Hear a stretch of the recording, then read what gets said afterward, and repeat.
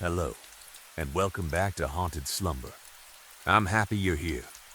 Before we begin, take a moment to leave a comment and tell me where you're listening from tonight. I always enjoy reading them. Tonight, we'll spend the next 2 hours immersed in slow, haunting stories carefully told to help you relax, quiet your thoughts, and gently drift towards sleep. There will be only 2 or 3 ads during the first 10 minutes. After that, the rest of the experience is completely uninterrupted. If you enjoy calm, sleep-friendly horror, filled with quiet mystery and atmospheric storytelling, don't forget to like this video, subscribe, and turn on notifications so you never miss another haunting night. Now, settle in. Let your body become completely still, and let the sounds of the outside world slowly disappear into silence. Tonight, the moon hangs a little lower, the silence grows a little deeper, and somewhere beyond the darkness, an old story quietly begins. So close your eyes, take a slow breath, listen carefully, and let the night embrace you as you drift into haunted slumber. Let's begin. Story 1. I had gone to stay at my maternal grandmother's house with my mother and my 1-year-old little sister.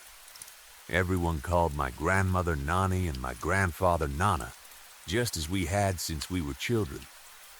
Their home was in a small village, far away from the noise and crowded streets of the city. To me, the village felt like another world. The roads were mostly made of dirt. The houses stood far apart, and open fields stretched in every direction. Behind the fields were low hills covered with dry grass, thorny bushes, and scattered trees.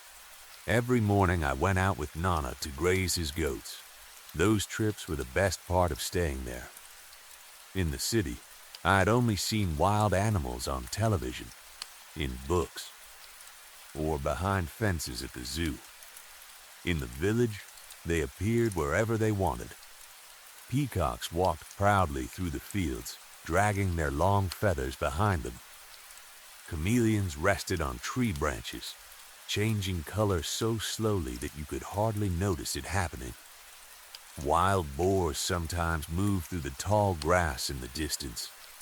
There were foxes, snakes, large insects, and birds I had never seen before. Nana knew the names of almost everything. He taught me how to tell which animal had passed by from its footprints and how to know whether a snake was poisonous by the shape of its head. He also warned me not to put my hands into dark holes or beneath large stones.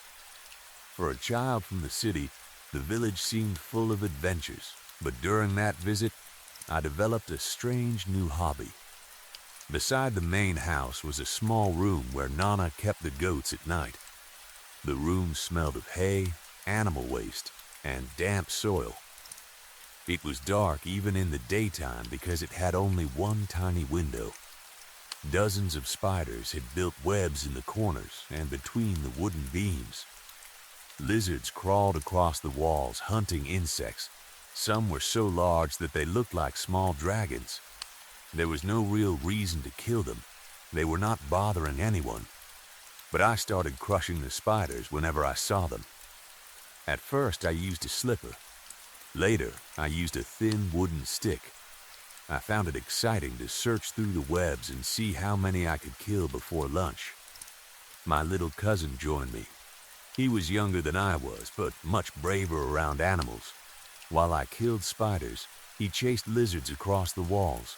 He could grab them by their tails without showing any fear. I could never do that. Lizards terrified me. When I was much younger, I had once crawled beneath my bed to search for a toy. Several lizards were hiding underneath. When I disturbed them, they fell onto my back and neck. I sat up so quickly that I struck my head against the bed frame. I cried for a long time, not because of the pain, but because I could still feel their cold bodies moving across me. Since then, I stayed away from lizards whenever possible. My cousin found that fear hilarious. Sometimes he chased me around while holding a dead lizard by the tail. Life in the village followed the sun. Electricity was unreliable, especially at night, so everyone ate dinner early. Soon after sunset, we carried blankets and thin mattresses up to the roof. The roof was flat, and during the summer, it was cooler than sleeping inside. We placed our beds close together and slept beneath the open sky. I loved looking at the stars before falling asleep. The village sky was far clearer than the city sky. There were so many stars that it sometimes felt as though they were hanging just above us. That year, however, everyone was worried about monkeys.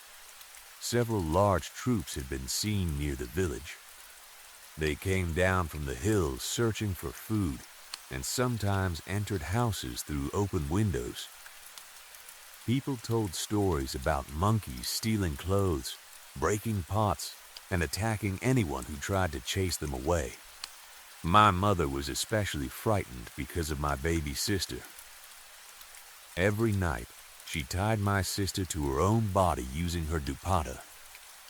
She wrapped the cloth around both of them so that even if a monkey came onto the roof, it could not easily carry the baby away. I thought she was being too careful. After what happened, I wish we had taken even more precautions. The first strange event happened early one morning. The sun had not fully risen yet. The sky was pale gray, and everyone else was still asleep. I woke because flies were buzzing around my face. I waved them away and sat up. That was when I noticed the bird. It was sitting on the low wall around the edge of the roof. At first, I thought it was an ordinary crow. Then it stood taller. It was huge. Its body was almost as large as a person's. Its feathers were black but shone blue and purple whenever the morning light touched them. Its beak looked long enough to break a human hand, and its claws gripped the wall like curved metal hooks. I froze. The bird turned its head and looked directly at me. Its eyes were not like a normal bird's eyes. There was too much understanding in them. I began moving backward, careful not to wake anyone. The bird opened its beak. "Don't be afraid." The voice sounded like a crow's harsh call, yet the words were clear. I stared at it. For several seconds, I could not even breathe. "Did you just speak?" I whispered.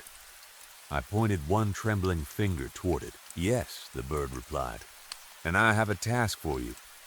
I looked around at my sleeping family. My mother lay nearby with my baby sister tied safely against her. Nana and Nani were asleep on the other side of the roof. Nobody else seemed to hear the conversation. "What task?" I asked. "It is very simple. Bring me the lizards and spiders you kill." I stared at the enormous bird. "Why don't you catch them yourself?" The raven's eyes narrowed. "They are not visible on every wall. The few I find are not enough to fill my stomach. But you can fly. You can search anywhere." The bird tilted its head. "You have an entire room full of them." "I can open the room for you," I said. "Then you can take them yourself." The raven moved closer along the wall. "Do not talk back to me, child." Its voice became deeper. "If I could freely enter people's houses, I would not need your help." I swallowed. The bird lowered its head until its eyes were level with mine. "Listen carefully. Every morning I want one full cup of spiders and lizards left on this roof. What if I don't do it?" The raven looked toward my sleeping sister. "Then you will watch the monkeys carry the baby away." My entire body went cold. "What are you saying? What do you have to do with the monkeys?" The bird made a soft clicking sound in its throat. "Quiet. No one must know about a talking raven. What happens if someone finds out?" The bird spread its wings. They were so large that they blocked part of the sky. "You will learn." Then it lifted into the air. The wind from its wings struck my face. I covered my eyes, and when I looked again, It was already flying toward the distant hills. The sun rose fully a short time later. Everyone began waking. Nani folded the blankets while my mother untied my sister. My cousin started complaining that he was hungry. Nana went downstairs to prepare food for the goats. I sat quietly during breakfast. Normally, I ate quickly, but that morning I could barely swallow. My thoughts stayed fixed on the raven and its warning. Maybe I had dreamed it. Maybe I had been half asleep. But I could still feel the wind from its wings. I could still hear its voice. My cousin noticed that I was distracted. "What's wrong?" he asked. "Nothing." I looked toward the open sky. "What's the difference between a raven and a crow?" I muttered. My cousin turned toward me. "Raven? What did you say?" I jumped. "Nothing. I didn't say anything." He stared for a moment, then returned to his food. That afternoon, Nana took the goats out to the fields. Once the animal room was empty, my cousin and I went inside to continue our usual game. He used an old slipper to strike a lizard near the ceiling. "Why don't you kill lizards?" he asked. "I told you. I'm scared of them." He laughed. "They're tiny." I explained again what had happened beneath my bed years earlier. While I was talking, he quietly picked up the dead lizard by its tail. When I turned around, he held it close to my face. I screamed and fell backward. "Take it away." My cousin laughed so hard that he nearly dropped it. Then he saw that I was crying. "All right," he said. "I'm sorry." He placed the lizard inside a small cardboard box. "What do you do with all the lizards?" I asked. "I throw them outside." An idea entered my mind. Instead of throwing them away, we should leave them on the roof.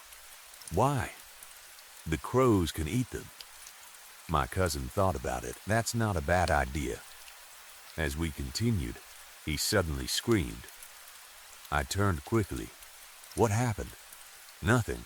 His face had become pale. I followed his eyes to the wall. A large brown spider rested beside his hand. I smiled. "So you were afraid too?" He looked embarrassed. "Don't tell anyone." "Why are you scared of spiders?" "One bit me last year." My hand became swollen for days. I laughed, although I understood his fear. After that, we made an agreement. He would kill the lizards, and I would kill the spiders. By evening, we had collected many of both. I found an old metal cup and filled it with the bodies. After everyone went to sleep on the roof, I quietly placed the cup near the wall where the raven had been sitting. The following morning, the cup was empty. There was no blood, no feathers, no bones. The spiders and lizards had simply disappeared. I knew the raven had come. For the next several days, my cousin and I repeated the same routine. We searched the goat room and other parts of the house. We collected spiders and lizards until the cup was full. Every night I left it on the roof. Every morning it was empty. The raven did not speak to me again. I began to believe that as long as I continued feeding it, my sister would be safe. Then a child disappeared from the neighborhood. The missing boy was around my age. He lived several houses away and often played in the fields near the village. By midday, the entire area was full of noise. People searched the roads, fields, wells, and empty buildings. His parents shouted his name until their voices became weak. His younger brother cried harder than anyone. A bird took him. He screamed. A giant bird carried him away. The adults ignored him. They said he was confused or frightened. I stood nearby with one hand pressed against my chest. My cousin leaned toward me. "That missing boy was strange," he whispered. What do you mean? He collected snakes and chameleons. He kept them inside boxes. I looked at him.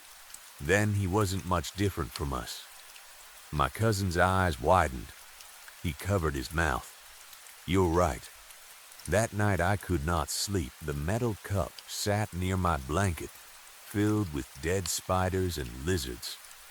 I stared at it for hours. Had I been feeding the thing that took the boy? Maybe the raven had given him the same task. Maybe the boy had failed. I thought about throwing the cup away. Then I looked at my little sister sleeping against my mother. She was so small. Her fingers were wrapped around the edge of my mother's clothes. She knew nothing about ravens, missing children, or threats. I picked up another spider and placed it in the cup. The next afternoon, I went to the goat room alone. My cousin was not there. I searched outside and found him in the fields with Nana and the goats. Why didn't you come today? I asked. He avoided looking at me. I don't want to do it anymore. Why? He rubbed his hands against his clothes. Maybe the missing boy was punished for killing snakes and chameleons. That doesn't make sense. It's a curse, he said. We shouldn't kill animals for fun. It's not a curse. How do you know? I could not tell him about the raven. I remembered the warning. No one must know. My cousin placed a hand on my shoulder. You should stop too. There's no reason to keep doing it. I left without answering. That evening, the cup contained only spiders. I hoped the raven would accept them. The following morning, I woke again to the buzzing of flies. The night had not completely ended. A faint line of light was appearing above the hills. The raven sat on the roof wall directly in front of me. The empty cup rested between its claws. I sat up. The bird stared at me. I do not want anything bad to happen to you, it said, but you are making me angry. I brought you spiders. You know that is not enough. My cousin doesn't want to kill lizards anymore. That is not my concern. The raven stepped down from the wall. Its claws scraped against the roof. Are you unaware that a boy disappeared nearby? I felt my throat tighten. I know.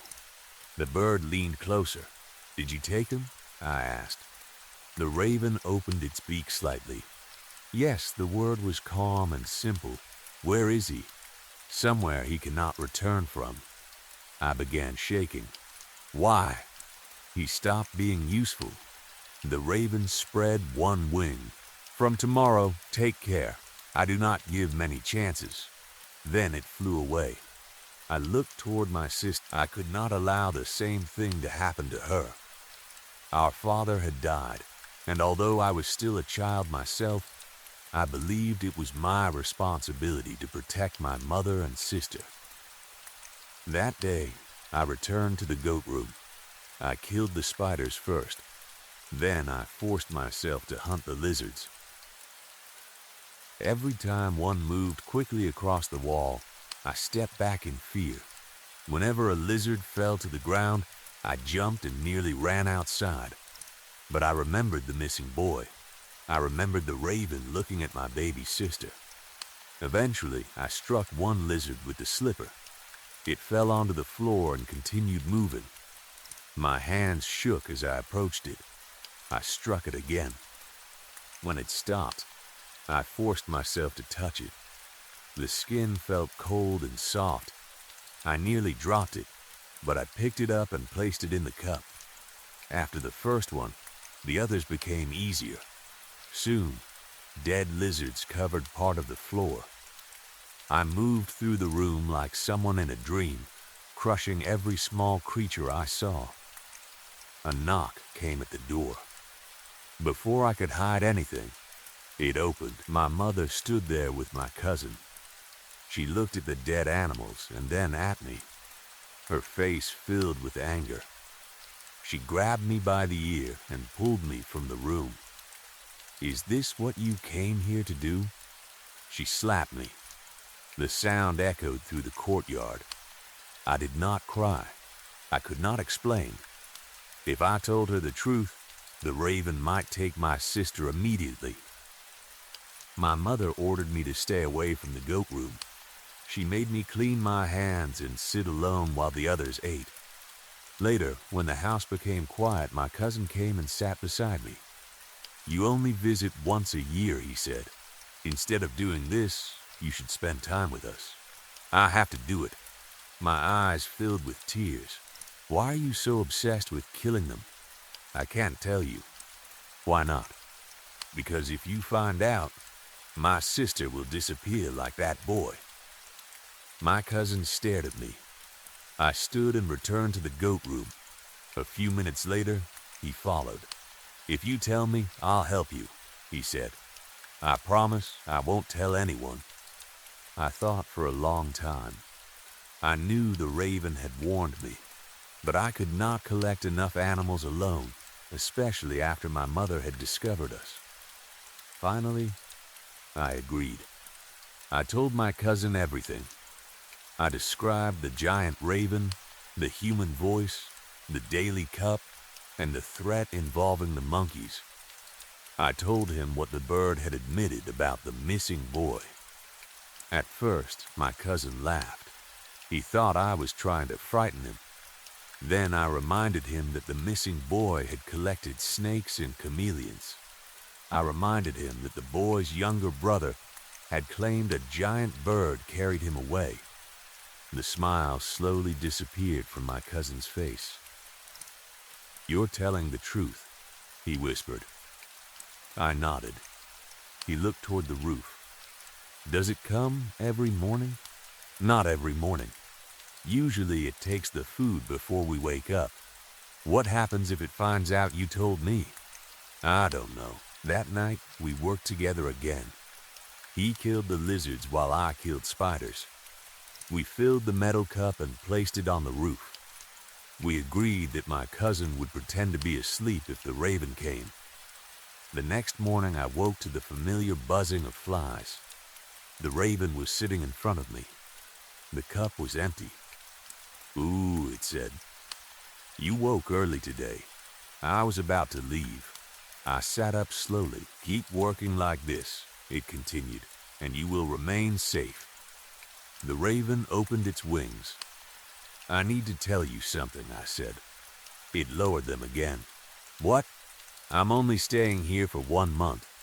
My school will reopen soon, and I'll have to return to the city." "School," the raven repeated. It seemed to think about the word. Then it clicked its beak. "I cannot stop a child from going to school. You have listened well these past days, so I will allow all of you to leave." Relief washed through me. The raven prepared to fly. Then it stopped. Its head turned sharply. "What is this?" My stomach dropped. "What?" I looked behind me. My cousin had sat up. His eyes were wide as he stared at the enormous bird. "This is real," he whispered. The raven slowly turned toward me. "So," it said, "you betrayed me." "No," I replied quickly. I didn't tell him anything. The bird's eyes darkened. My cousin crawled closer. "Should we wake everyone?" he asked. "No," I screamed. The raven continued staring at us. Then we heard monkeys. At first, the sounds came from far away. Branches broke beyond the house. Sharp cries echoed through the morning air. The raven lifted its wings. I fell to my knees and pressed my hands together. "Please," I begged. "Don't hurt my sister." The monkey calls grew louder. People on the roof began waking. Nana sat up and looked toward the trees. My uncle rushed to the edge of the roof. "A troop of monkeys is coming." My mother woke and immediately grabbed my sister. Dozens of monkeys appeared on the nearby walls and rooftops. Some were small, but others were large and aggressive. They showed their teeth and screamed as they moved toward us. Everyone panicked. Nani shouted for us to go downstairs. My relatives gathered blankets and children while the monkeys jumped onto the roof. My mother ran toward the stairs with my sister held tightly against her chest. I followed. Halfway down, I realized my cousin was not with us. I stopped. My aunt grabbed my arm. "Keep moving. My cousin is still up there. There are monkeys on the roof." I pulled free and ran back. The screaming became louder. When I reached the top of the stairs, several monkeys were moving across the roof. They did not attack me. They seemed to be surrounding the area where my cousin stood. He was near the wall, looking up at the sky. The raven circled above him. "Run!" I shouted. My cousin turned toward me. Before he could move, the raven dropped from the sky. It happened in a single dark flash. Its claws closed around my cousin's shoulders. He screamed and reached for me. I ran toward him, but the raven lifted him from the roof. For 1 second, his feet dragged across the stone. Then, he was in the air. I grabbed at his ankle and missed. The raven carried him higher. My cousin kicked and screamed my name. I watched helplessly as the black shape flew toward the hills. The monkeys became silent. One by one, they left the roof and disappeared into the village. My family gathered around me, asking what had happened. I could not answer.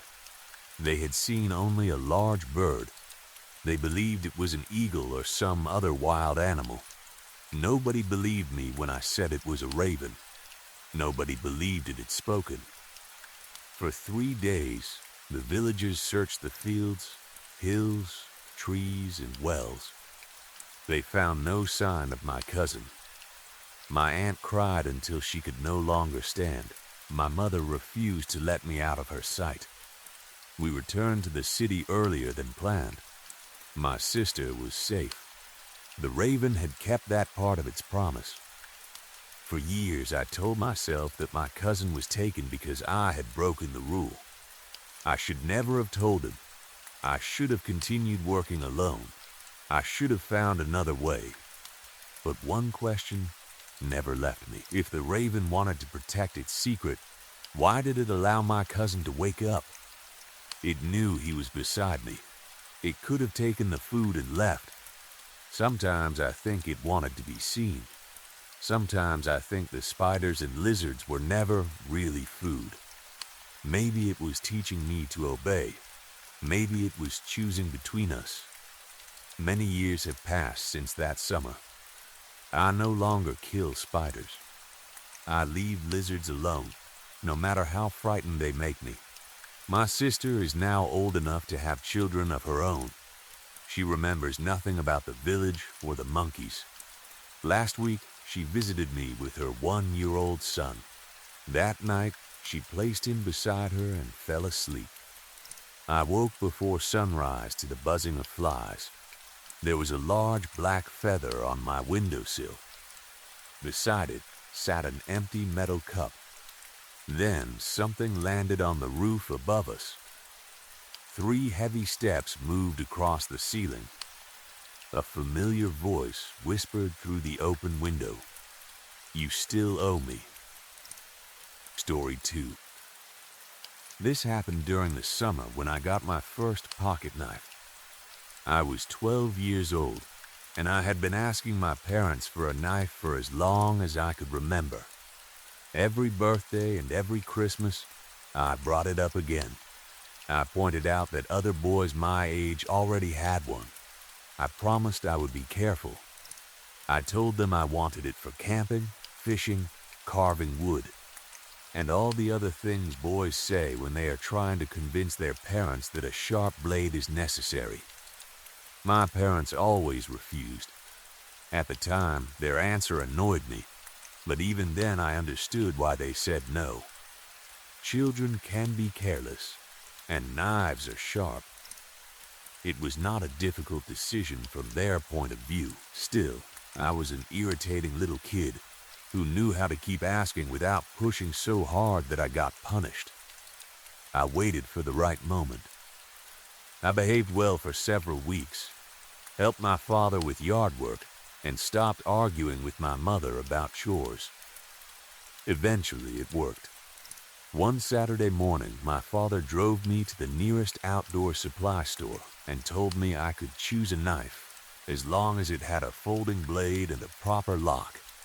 I spent nearly an hour examining every model in the display case. In the end, I chose a buck knife with a dark wooden handle and a polished steel blade. It felt heavy and important in my hand. My father showed me how to open and close it safely, then made me repeat the rules until he was satisfied. Never cut toward yourself. Never leave the blade open. Never use it as a toy. Never pull it out to frighten someone. I promised to follow every rule. That knife became part of me. I carried it everywhere that summer. I used it to sharpen sticks, cut fishing line, open bags, and carve my initials into pieces of fallen wood. I cleaned it every night and kept it beside my bed. The same knife is sitting on the desk next to me as I write this. The wooden handle is darker now. The metal has scratches. A faint stain still marks part of the blade near the base. For more than 20 years I have lied about that stain. My wife believes it came from a wild animal. My family has always been told that I fought off a wildcat when I was young and lost my left pinky during the attack. They believe the long scars on my forearm came from its claws.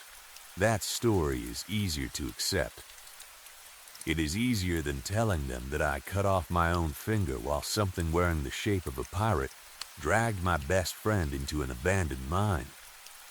My friend's name was Daniel. I called him Dan. He was 10, 2 years younger than me, but we had grown up on the same street and spent almost every day together. He was small for his age and had messy brown hair that never stayed flat.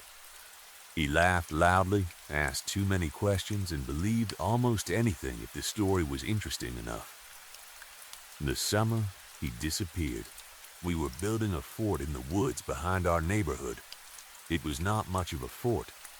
We had found a small clearing surrounded by thick trees and decided it belonged to us. Dan had taken a shovel from his father's shed and was digging out a shallow area in the ground. I was sharpening fallen branches into stakes with my new knife. I cannot remember what we planned to build. Perhaps we wanted a wall around the clearing. Maybe we imagined making some kind of underground shelter. At 12 and 10, our plans changed every few minutes. Whatever the idea was, it made sense to us at the time. We had rules about when to go home. Both of us were known for losing track of time, and our parents became angry when we stayed in the woods after dark. We used the setting sun as a clock. When the space between the sun and the horizon was about 2 fingers wide, we packed our things. That evening, the sun was only half a finger away from the point when we should have left. I had already closed my knife and was about to tell Dan to stop digging when a man stepped into the clearing.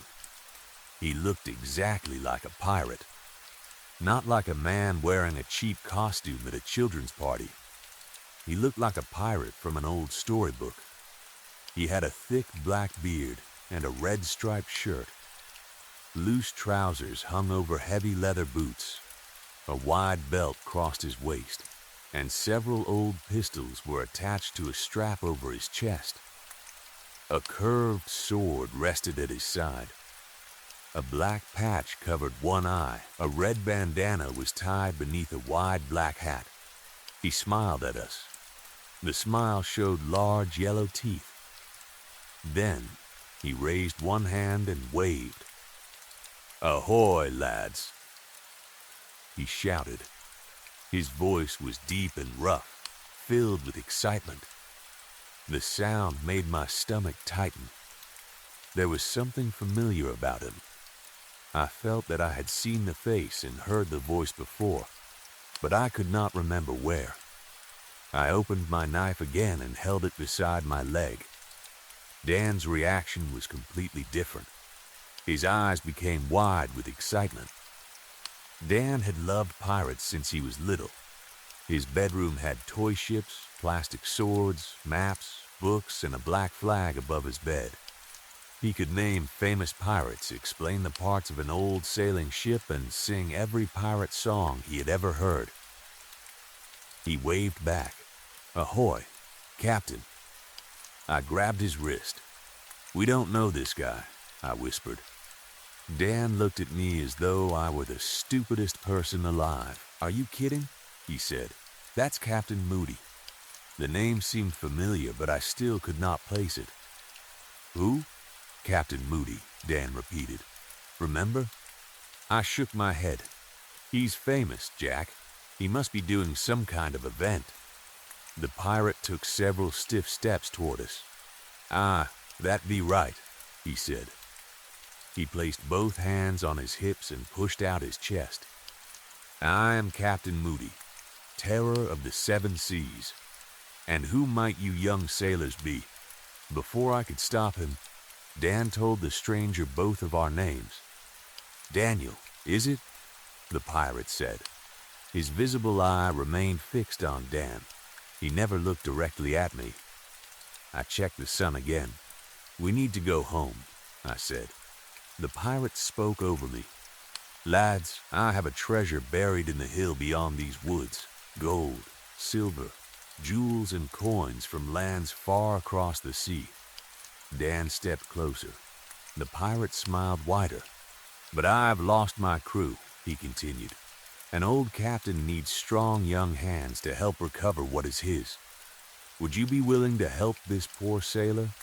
"We have to leave," I said. "We'll help," Dan answered. He saluted the pirate. The man laughed. "That is the spirit." I pulled Dan aside. "Are you crazy?" "It's probably a show," he whispered. "Maybe there's real treasure." "There isn't real treasure. You don't know that. We're supposed to go home. It won't take long." The pirate began walking toward the far side of the clearing. Dan followed him. For a moment, I considered leaving. I could have run home and told my parents about the strange man. I could have reached the road before sunset. But I could not let Dan go alone. He was younger than me. Our families trusted us to look after each other. So I followed.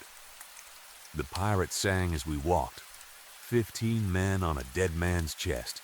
Yo-ho-ho and a bottle of rum. Dan joined him. Their voices moved through the trees. I kept trying to catch Dan's attention. I wanted to signal that we should run. But whenever he looked at the pirate, the rest of the world seemed to disappear. At the time, I thought he was simply excited. Now I wonder if something else had control of him. The pirate did not move correctly. That became clearer the farther we walked. He staggered, but it was not the normal movement of a drunk person. His legs swung forward while his feet seemed to drag behind. His knees bent, but his ankles did not. When he raised a hand, all his fingers moved together like one solid piece. His clothes behaved strangely too. The red stripes on his shirt shone as though they were wet. His boots bent in the middle when they touched rocks, almost as if there were no feet inside them. The curved sword at his side appeared solid when I looked directly at it. But from the corner of my eye, it seemed to sag inside its sheath like soft rubber. I stayed several steps behind. My hand remained around the knife in my pocket. "Where is the event?" I asked. The pirate did not answer. "How did you find us?" No answer. "Are our parents there?" He continued singing. Dan laughed and asked questions about the treasure. The pirate answered every one of his questions. He said the chest was filled with Spanish gold. He said there were rubies larger than a man's eye. He promised Dan that he could keep whatever he carried out of the mine. It became darker beneath the trees. We walked much farther than I expected. Eventually, the ground began to rise. We followed the bottom of a hill until the trees opened and revealed a wall of red earth and stone. There was an old mine entrance in the cliff.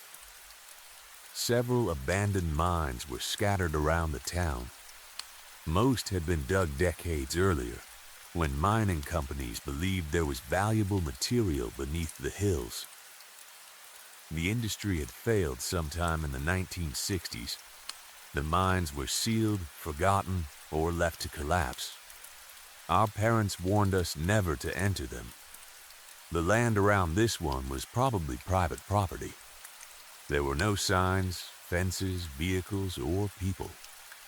The mine looked like a dark wound in the red cliff. I stopped walking. "This is where the treasure is?" Dan asked. The pirate turned toward him. His face had changed. The skin beneath his beard was gray, not pale, gray, the color of spoiled meat. His red shirt was losing its color. The stripes faded as I watched, becoming dull and nearly white. Dan blinked several times. His excited expression disappeared. He looked around as though he had just awakened. "Where are we?" he asked. The pirate reached for him. Dan stepped back. "Where's the treasure?" The pirate grabbed his wrist. Dan screamed. The sound snapped me out of my fear. The pirate's fingers closed around him like a clamp. His mouth did not move, but a wet, gurgling voice came from somewhere inside his body. "This way." He pulled Dan toward the mine wall. Not the entrance, the solid red clay beside it. The pirate's body pressed into the earth. His shoulder softened first. It flattened against the cliff, then slid into a thin crack. His head followed.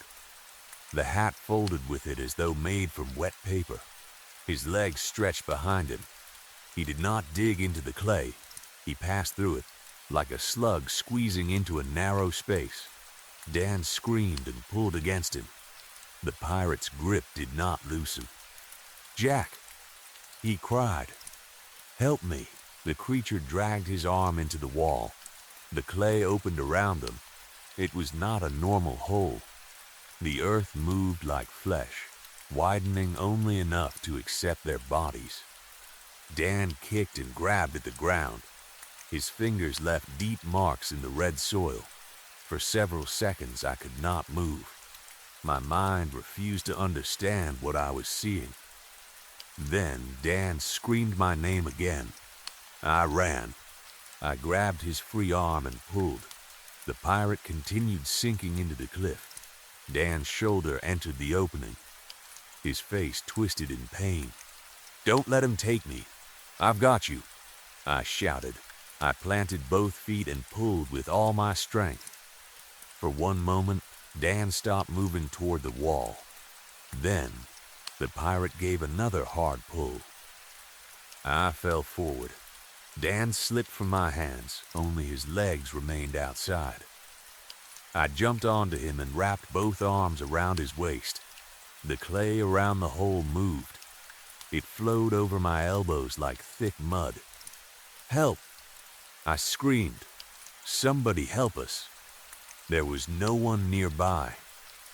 The pirate's body had almost completely disappeared. One gray boot remained outside the wall. I reached for it. I thought that if I could hold the creature back, Dan might escape. My hand closed too late. Only my left pinky touched the heel. The moment my skin made contact, the boot changed. Its surface softened and stretched. The gray material wrapped around my finger. It was not simply slippery. It was impossibly sticky.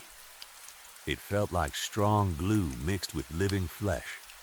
I tried to pull away. The pirate's boot stretched into a thin strand between the wall and my hand. My pinky bent sideways. Pain shot through my entire arm. I screamed. The strand tightened and twisted. The bone in my finger snapped. The sound was small, but I felt it clearly. My hand was pulled toward the wall. Dan's cries became muffled. Only one of his shoes remained outside now. kicking weakly against the clay. "Jack." Then his voice came from deeper inside the hill. I tried to reach him with my other hand. The creature pulled again. My broken finger stretched toward the opening. The gray flesh had wrapped around it so tightly that the skin had begun to tear. I kicked at the wall. I punched the clay. I tried biting the tendril. Nothing worked.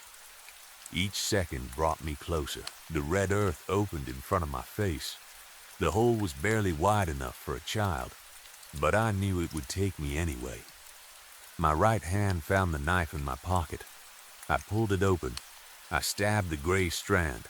The blade struck it with a hard sound, not flesh. Bone. The knife slid away and nearly cut my wrist. I tried again. The blade would not enter. The tendril stretched, but it did not break. I was running out of time. My left hand was inches from the moving clay.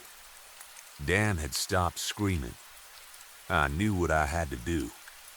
I placed the knife against the base of my pinky. For a moment, I could not move. I was 12 years old. I had never felt pain like that. I had never imagined cutting myself on purpose. The tendril pulled again.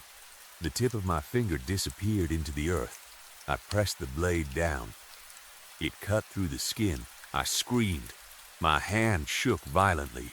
Blood covered the handle. I wanted to stop, but the creature continued pulling. I cut deeper. The knife reached the broken bone. I had to saw through what remained. I do not remember every second. I remember the blood. I remember the red clay. I remember screaming Dan's name. Then my hand came free. I fell backward. The severed finger remained attached to the gray strand. It disappeared into the wall. The hole closed. The clay folded over itself until there was no opening. Dan's shoe lay on the ground. That was all. I stared at the cliff. Daniel? No, I pressed my injured hand against my shirt.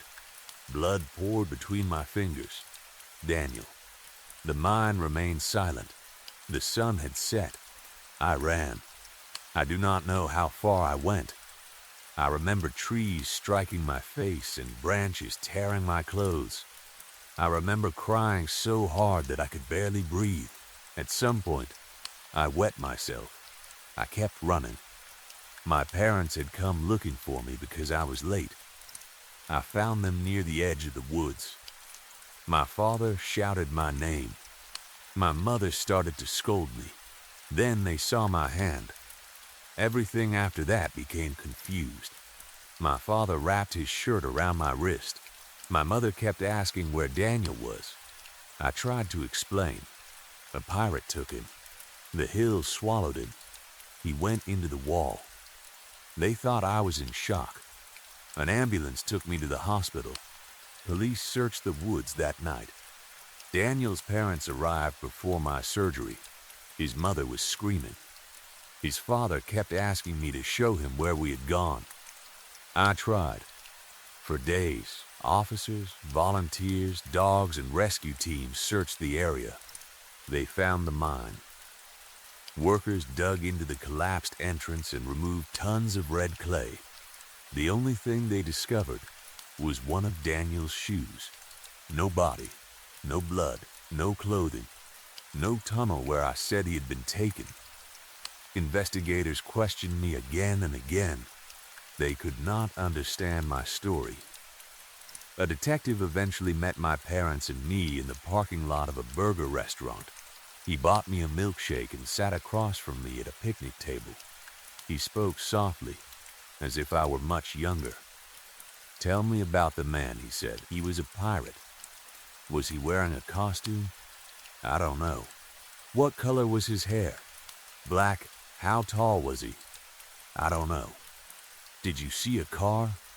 No. Did he say where he lived? No. Why did you follow him?" Daniel knew him. The detective wrote something in his notebook. "Did the man hurt your finger?" I looked at the bandage covering my hand. I cut it off. My mother began to cry. The detective stopped writing. Why? Because he was pulling me into the wall. No one believed that part. Eventually, I gave them a simple description. An average-sized man, dark beard, dark clothes, possibly wearing a hat. That was all they could use. We left the restaurant near sunset. I sat in the back seat, exhausted. As my father drove, we passed a large billboard beside the highway. The pirate was on it. The same beard, the same hat, the same red striped shirt. He smiled and waved. A speech bubble beside his mouth said, "Ahoy." "That's him," I shouted. My father nearly lost control of the car. "That's the man." My parents looked at the billboard. My mother turned toward me. "Jack, that can't be him." "It is. It's a drawing." That's what he looked like. My father pulled onto the side of the road. He turned around and looked at me with a mixture of fear and concern. "Jack, that is Captain Moody. I told you." "No," he said gently. "Captain Moody is a mascot." He explained that Captain Moody belonged to an old dinner theater restaurant near the coast. The place served food while actors performed pirate shows for families. My parents had taken me there once when I was very young. "The man in that picture was an actor," my father said. "The advertisement is from the 70s. So, he died years ago." I stared at the smiling pirate. The hand on the billboard remained raised in a cheerful wave. Nothing made sense.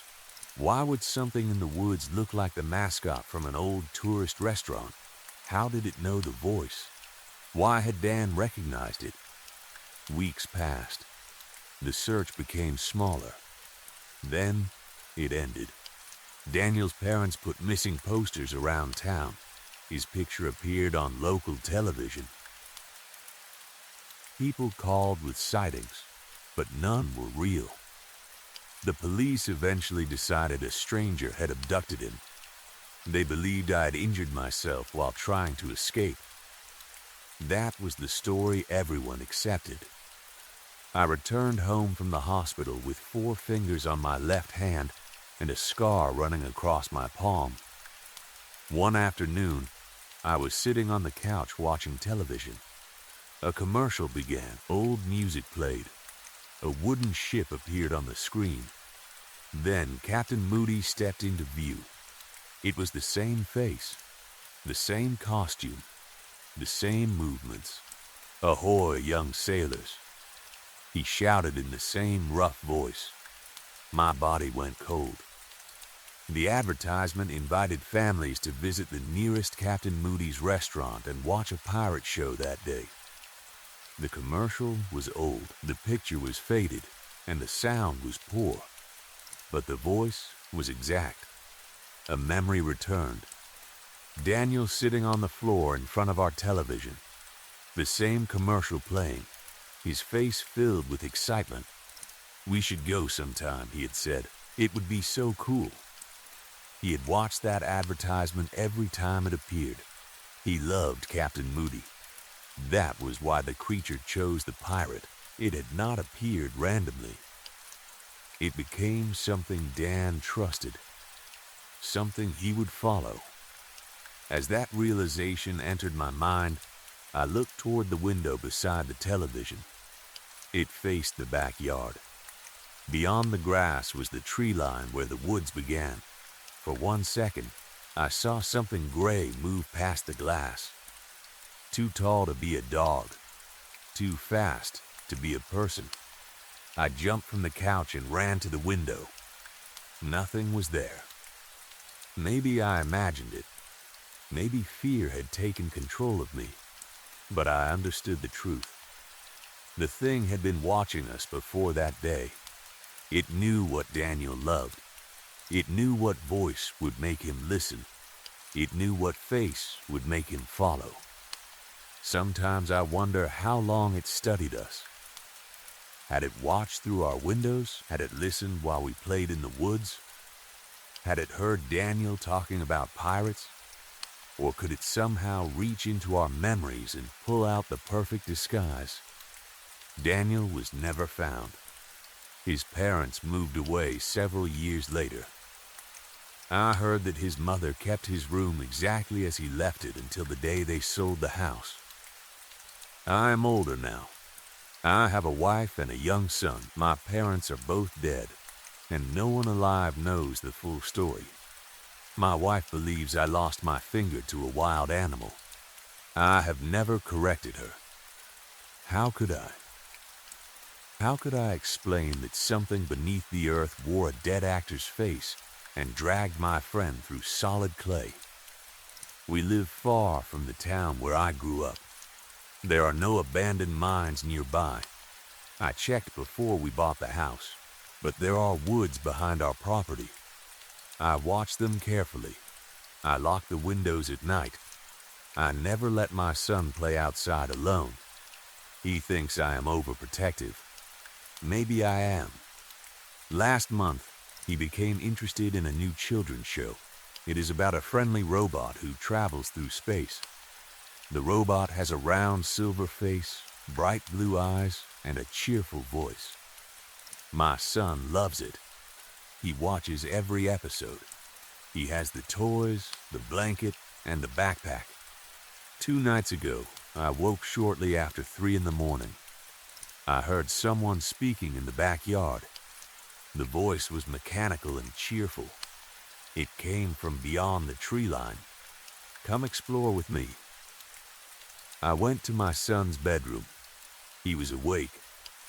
He stood beside the window with one hand on the latch. Outside, between the trees, 2 blue lights stared toward the house. I pulled my son away and closed the curtains. The thing in the woods laughed in the robot's voice. Then it disappeared. My wife believes someone left a toy outside. My son thinks it was a dream. I know better. The knife is beside me now. Its blade still carries the stain from the day I left Daniel inside that hill. I have sharpened it every year, though I know the blade could not hurt the creature last time. I do not know whether it followed me. I do not know whether there are many of them. Perhaps every abandoned mine has something waiting inside it. Perhaps the mines are not entrances at all. Perhaps they are mouths. All I know is that the thing watches children. It learns what they love. Then it wears the safest face it can find and waits for someone to follow. Story 3. Winter arrived with a cruelty neither of them had expected. The snow did not fall gently. It came down in thick, endless waves, burying the gardens, crushing part of the chicken coop, and forcing a hole through one side of the cabin roof. The world beyond their windows disappeared beneath a suffocating blanket of white. The blizzard caught Arthur and Annie at the worst possible time. Their food supplies had already been reduced to a few small portions. There was no flour left, almost no canned food, and only enough dry beans for one week meal. Arthur had planned to drive into town before the weather became worse, but the truck refused to start. Each time Annie turned the key, the engine coughed and shook like a huge animal struggling through its final breaths. Arthur spent nearly an hour beneath the hood, but the cold made his fingers stiff, and the snow covered everything faster than he could work. In the end, he came inside, took his rifle from above the door, and pulled on his thickest coat. "I'll find something," he promised. Annie had watched him prepare with growing fear. Arthur had lost weight over the past few weeks. His cheeks had become hollow, and his clothes hung loosely from his body. He was still strong, but hunger and cold had begun stealing that strength. "You shouldn't go," Annie told him. "We need food. We can wait until the storm slows down. What if it doesn't?" He tried to smile. "I won't go far. Maybe I'll find a rabbit or a deer that got separated from the herd. Annie held his coat with both hands. "Don't be out too long." "I won't." He kissed her forehead, then her lips. "We're going to make it through this," he said. "Everything will be all right." She wanted to believe him. Arthur stepped into the storm and disappeared between the trees. That had been 6 hours ago.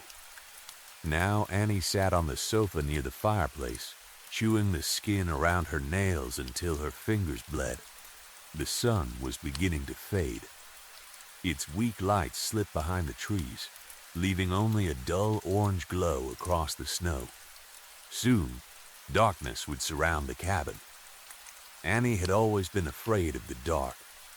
Arthur knew that. He always kept the fire burning and stayed close whenever the night seemed especially deep. But Arthur was not there. The temperature outside had fallen dangerously low. No man could survive 6 hours in weather like that, especially not someone already weakened by hunger. Annie tried to push the thought away. Arthur was intelligent. He knew the woods better than anyone. If the storm became too strong, he would build a shelter. He knew how to start a fire with wet wood. He knew how to follow the shape of the land even when snow covered the paths. He would come back. He had to. But the darkness was approaching quickly, and Annie could no longer remain inside doing nothing. Her mind produced one terrible possibility after another. Arthur might have broken a leg. A tree might have fallen on him. He could be trapped beneath the snow. He could be freezing only a few hundred yards away, calling her name while the wind covered his voice. After several deep breaths and a few whispered curses, Annie stood. She pulled on her boots, wrapped herself in 2 coats, and tied a scarf around her face. The snow had piled against the front door. She leaned her shoulder into it and pushed until the opening was wide enough for her body. Cold air entered the cabin like a living thing. For a moment, it stole her breath. Annie forced herself outside. The wind had erased every trace of Arthur's footprints. She could not know which direction he had taken, so she chose the path he usually followed while hunting. Each breath left a shaking cloud in front of her face. Snow entered her boots and gathered around her legs. She scratched a mark into every tree she passed so she could find her way back. "Arthur!" she shouted. The wind carried her voice away. Only a weak echo answered. She continued. Tears ran from her eyes and froze against her cheeks. Her nose dripped, and the moisture froze above her lip. The snow was nearly 2 feet deep.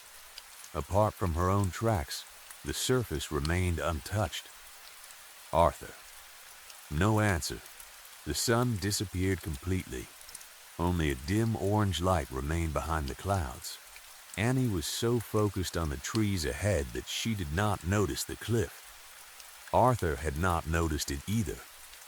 Her boots slipped near the edge. Her entire body tightened. Her arms flew backward as she fought for balance. For one terrible second, she leaned over the drop. Air entered her lungs in a sharp, freezing gasp. She managed to throw herself backward. Today was not going to be her day to die. Then she looked down. The snow below was stained pale red. Arthur lay at the bottom of the cliff, curled on his side. One leg bent in the wrong direction. A piece of white bone pushed through his blood-soaked jeans. A dark pool surrounded him, still giving off thin trails of steam in the cold. Arthur. Annie's scream cut through the forest. He did not move. She stared at his chest. For a moment, she thought she saw it rise. There was still hope. She rushed along the edge, looking for a place to climb down. The cliff was too steep. If she tried to descend there, she would fall beside him. She had to find another path. Every second mattered. There was already so much blood. Annie forced her legs through the snow as quickly as she could. Her muscles screamed. Her lungs burned. She focused on the pain because it was easier than thinking about what she might find when she reached Arthur. After several agonizing minutes, she found a gentler slope. She half climbed and half fell down it, landing hard on her knees. Then she ran to Arthur. She dropped beside him and searched for signs of life. His skin was pale and stiff. His fingers had turned black. "Arthur, please." She pressed her ear against his chest. She thought she heard something. Or perhaps it was only the wind. Annie removed one of her coats and wrapped it around him. It would not be enough. If he was alive, he needed to return to the cabin immediately. She needed him alive. She could not live without him. Annie grabbed him beneath the arms and began pulling. Arthur was much heavier than she was. He had always been larger, even after losing weight. Her weakened muscles strained with every movement. She dragged him across the snow, leaving a dark red trail behind them. The sky had turned from orange to deep gray. Each breath carried precious warmth from her body. Her arms shook, and her legs threatened to collapse. More than once, she believed she would not make it. Then, she saw the cabin. Fear became determination. She pulled harder. When she finally reached the door, she dragged Arthur inside the home he had built with his own hands.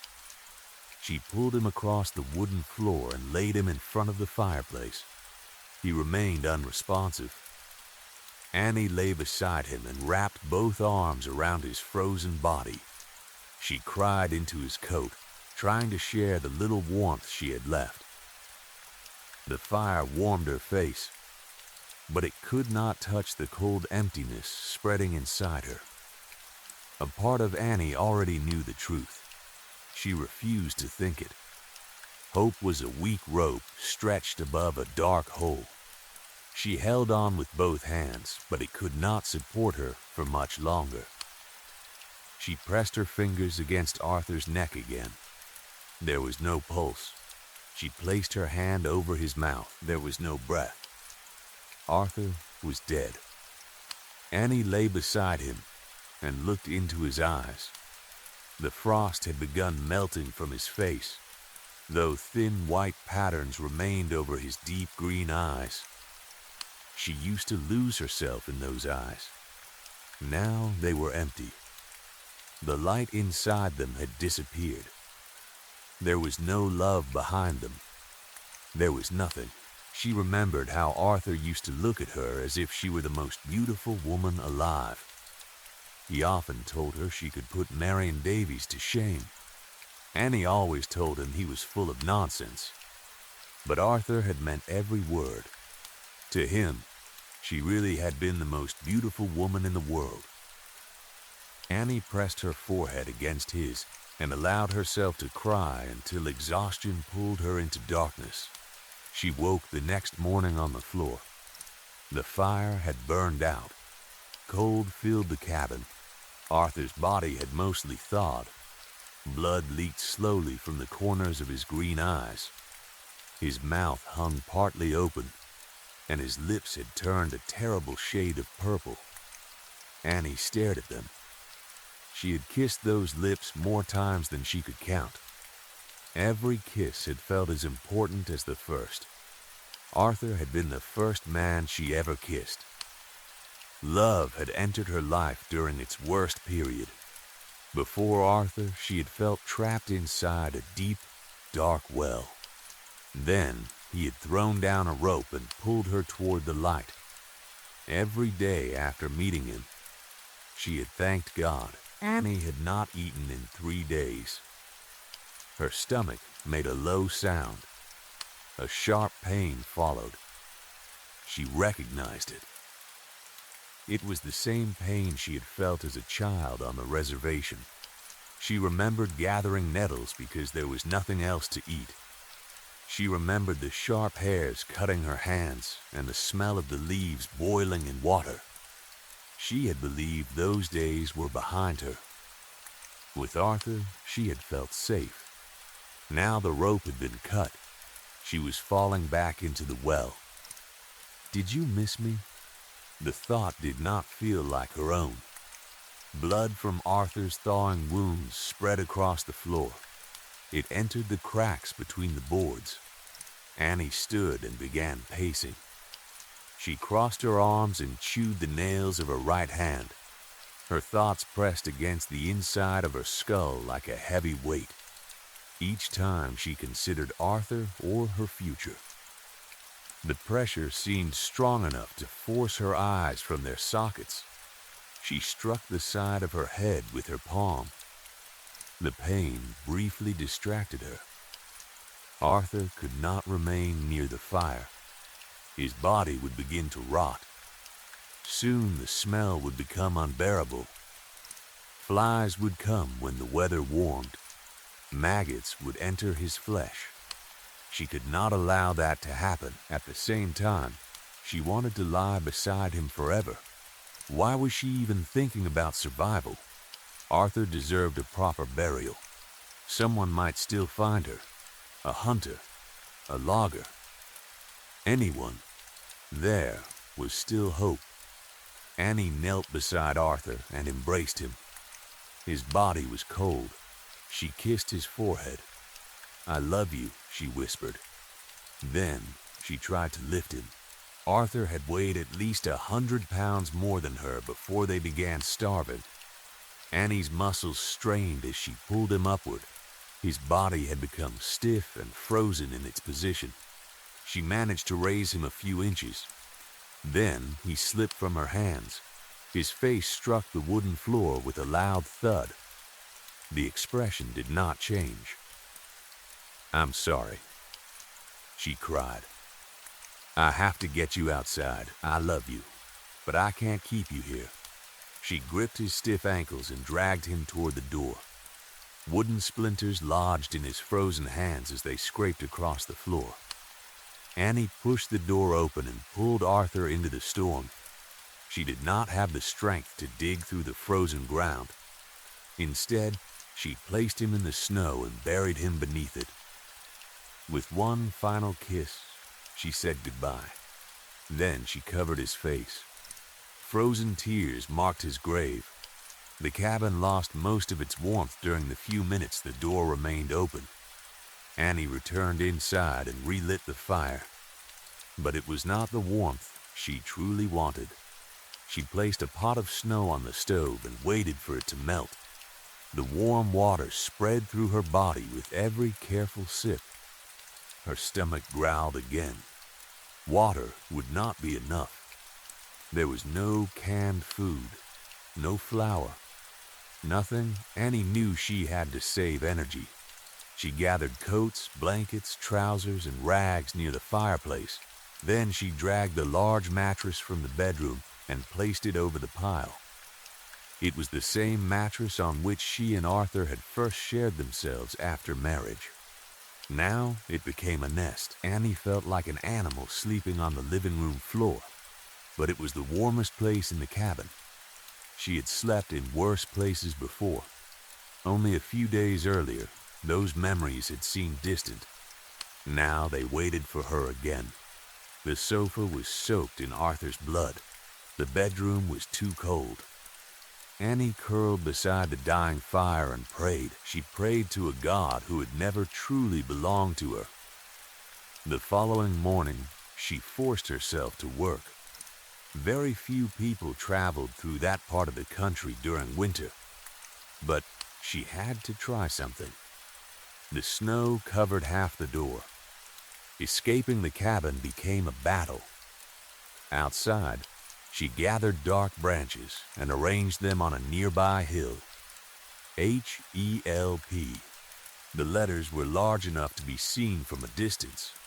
The nearest town was 30 miles away, but perhaps a hunter, logger, or pilot might notice them. It was not much.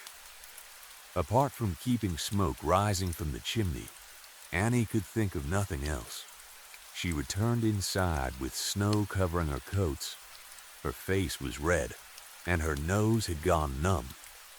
She sat near the fire and played a game of pickup sticks using broken twigs. She drank more melted snow and cleaned parts of the cabin.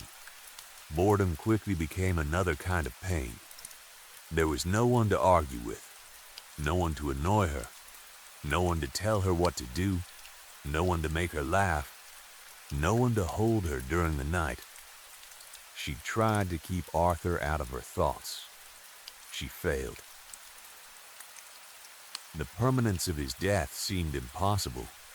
Reality had become her enemy, so Annie escaped into memories and daydreams. As a child, her aunt had told stories around evening campfires. The stories always contained a lesson. People who behaved wickedly eventually received punishment.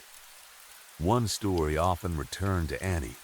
It was about a married woman who secretly visited a serpent living in a pond. She abandoned her duties and husband for whatever comfort the serpent offered. Her husband became jealous. One night, he followed her to the pond and found her lying naked beside the water. He killed her and cut off her head. Then he brought her body home, cleaned it, and cooked it as though it were an animal. When their children returned, he served them stew made from their mother's flesh. The children ate without knowing what it was. They became sinners through no fault of their own. The mother's severed head came back to life, driven by hatred and helped by the serpent. It rolled home and ate her murderous husband. The serpent and the head remained together. The children were left alone and eventually starved. Annie had never understood why the children had to suffer. They had not known what they were eating. The story had always frightened her. Now she understood it differently. She passed another night without food. Sleep came slowly while her stomach cried. There were no stars beyond the windows. The fire burned loudly. Condensation covered the glass. Annie woke feeling a deep and unexplainable fear. Her movements felt slow and dreamlike. The room seemed both close and far away. She rose and wiped the mist from the window near the door. There was a large, empty space in the snow. Arthur's grave was open. His body was gone. Annie made a weak sound. Orange firelight filled the room. She turned toward the kitchen. A dark shape stood near the stove. Arthur, he was bent over the heat, his back facing her. "What are you doing here?" Annie asked. "Making dinner." His voice sounded exactly as she remembered it. "You're dead. I buried you." Arthur remained still. "I'm not going to let you starve, Anaquidikwe." Annie's breath caught. It was the first time he had ever called her by that name. "Are you really Arthur?" He paused. Then he looked over his shoulder. His skin was pale. His eyes were covered with frost. "I'll be your provider," he said. "That's all that matters. When no one else is there for you, I will be." Arthur took a carving knife from the counter. He pulled back his sleeve. Then he began cutting into his own frozen arm.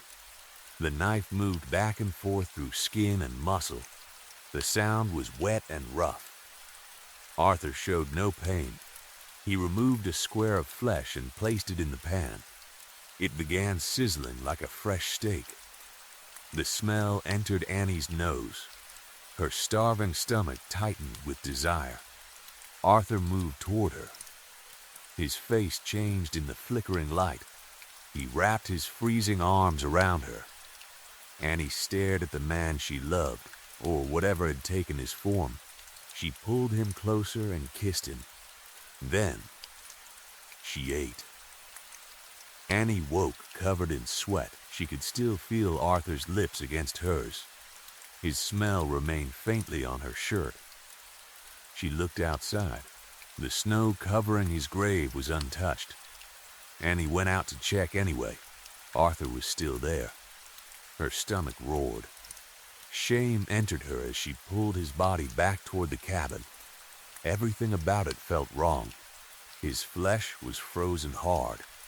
The skin on his face had pulled tight, leaving him with a painful expression. Arthur would not have wanted to see her this way. Thin, desperate, starving. It had been 5 days since she ate anything of value. Arthur had one final gift to give, one last way to provide for her. Annie began with his uninjured leg. She removed his jeans and cut into his thigh. She winced as though the blade had entered her own body.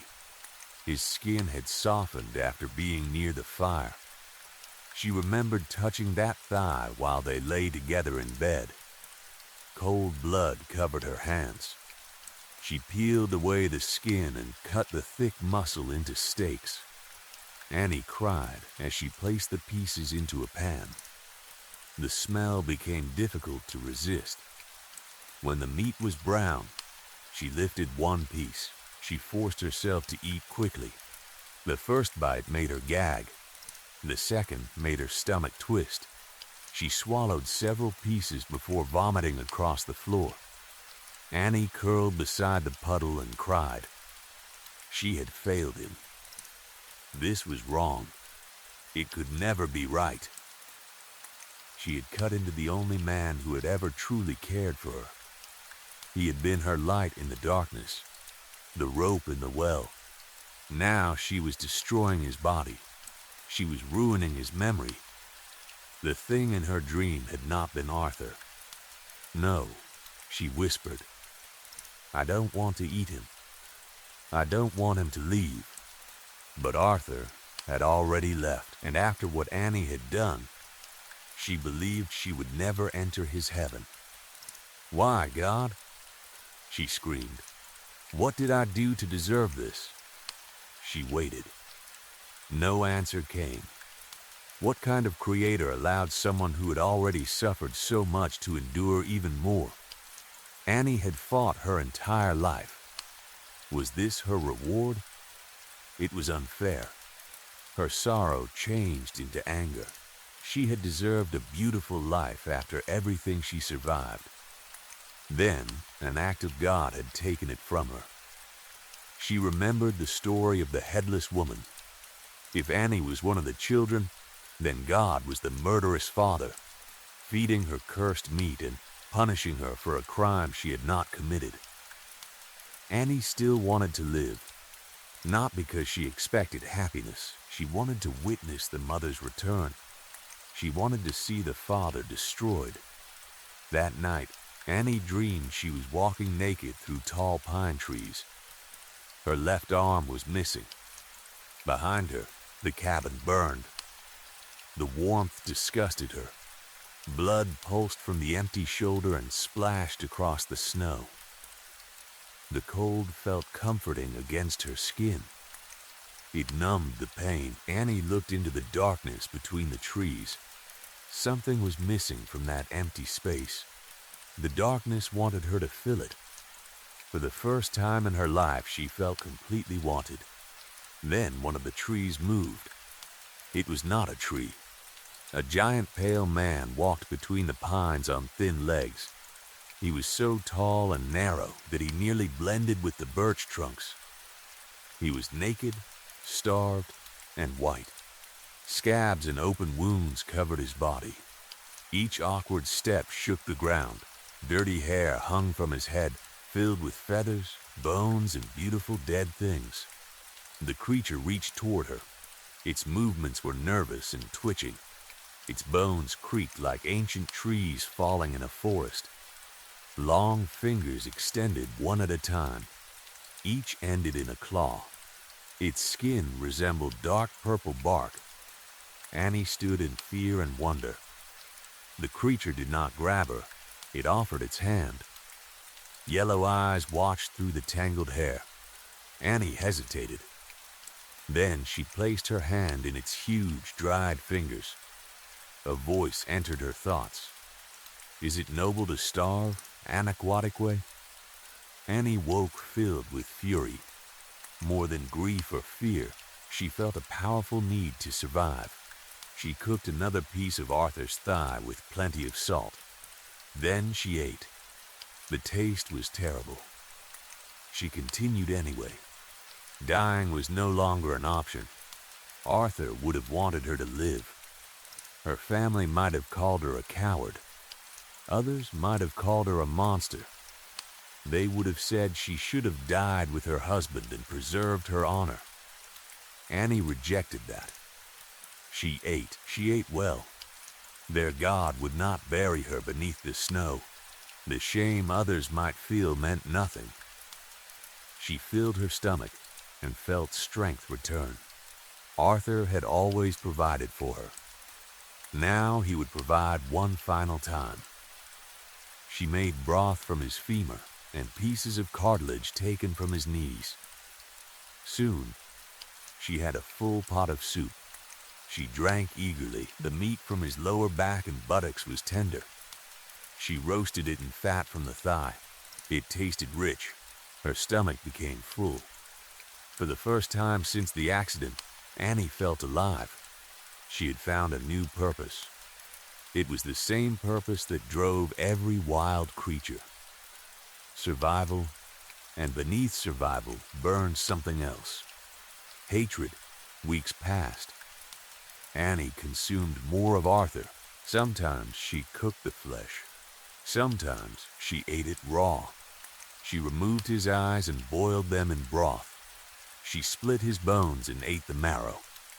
She fried his testicles. She collected fat from his body and used it as sauce over pieces of liver. Arthur slowly disappeared. Flesh became smooth yellow bone. During the long nights, Annie paced around the fireplace and held conversations with herself. She often forgot what she had said and began the same conversation again. She carved game pieces from Arthur's finger bones and played games whose rules only made sense to her. She created jewelry from his teeth. Annie lived like a queen at the cost of her husband's corpse. No one came to rescue her. The smell of cooked flesh entered every board in the cabin. Bone sculptures hung from the ceiling. She even made a dream catcher, though she knew it would not protect her. One night, the fire burned low. Annie curled in her nest of torn blankets and clothing like a female wolf. The cloth was covered in grease and dried blood from her hands and mouth. She no longer bothered going outside to relieve herself. The bedroom smelled of waste. Dignity had become a joke. Footsteps moved outside. Annie woke and approached the window with excitement. At first, she saw only her own reflection. Her skin was covered in bruises and dried blood. Then she noticed the giant shape among the trees. The creature moved with sudden, violent twitches. Hunger returned. Arthur was gone. There was nothing left except a final small piece. The creature's voice entered her mind. It was never your fault. You were made to fail. Their savior abandoned you in the darkness. Eat with me, and you will live forever. Annie began biting her nails again. Her teeth entered the skin around one finger. Blood appeared. She licked it away. The taste made her want more. Hot, metallic, alive, her stomach growled. Saliva filled her mouth. Annie took the carving knife and placed it against the inside of her left elbow. She pushed the point into the joint. Pain struck her so strongly that her vision went white. Then she felt control leaving her. That feeling was familiar. Her life had always belonged to someone else. Dark blood sprayed across the room in deep red arcs. She became weak. But when her hand tightened around the knife, she remembered why she had to live. The pain became anger. The anger had nowhere to go except into her own body. Annie struck the joint again. Bone cracked. She twisted the blade, breaking it into pieces. Then she hacked downward. The arm finally separated. Annie stared at it in disbelief. The fingers still moved. She lifted the arm by the hand. Then she brought it to her mouth and tore away a piece with her teeth. It tasted heavenly, but it was not enough. The cabin held no more meat. Annie removed a burning log from the fireplace and threw it onto her nest of sheets and blankets. Flames spread immediately. Outside the window, the Wendigo smiled. Its mouth stretched across its pale face like the grin of a snake. Annie stumbled from the burning cabin and entered the woods. She was still hungry. Story 4. Vera had always been a prankster, so when she first told me that she had known me for thousands of years, I assumed she was being silly. She had a habit of saying strange things with a completely serious face, waiting until I became uncomfortable, and then bursting into laughter.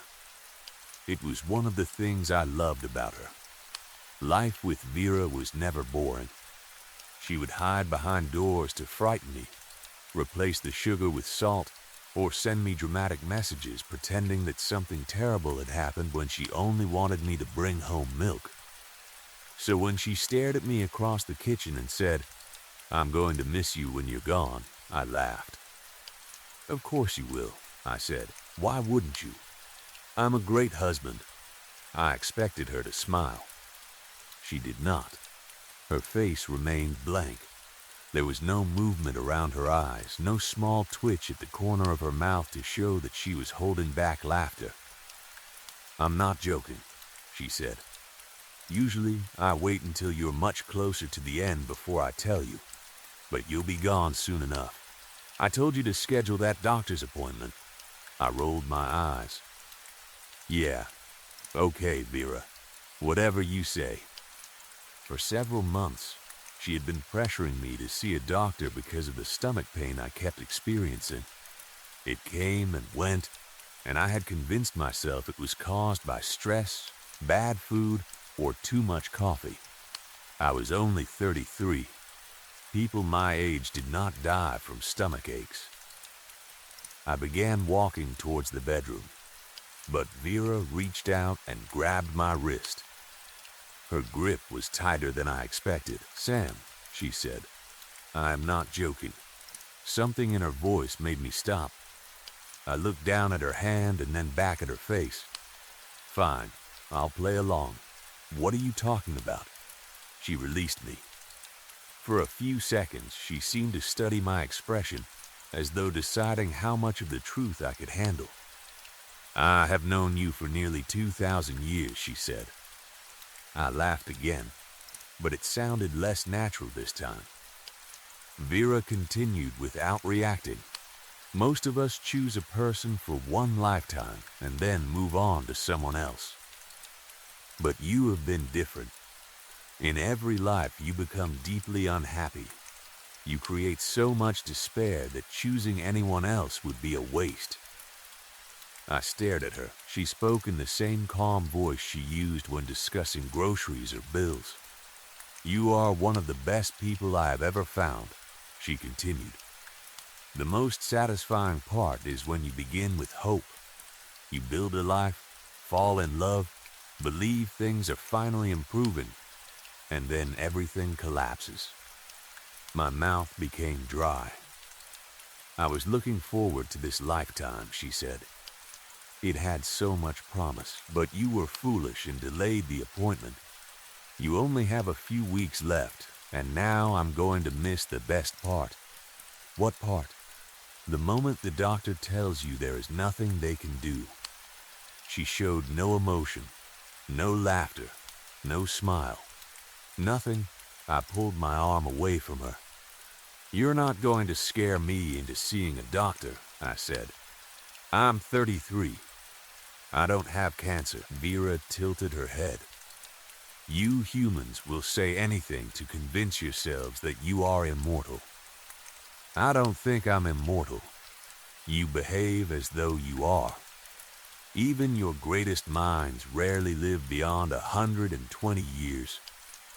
Don't you find that strange?" No, you have existed for thousands of years as a species.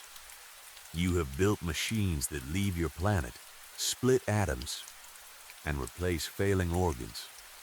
Yet none of you can escape aging. I shook my head. She was beginning to frighten me, but not for the reason she intended.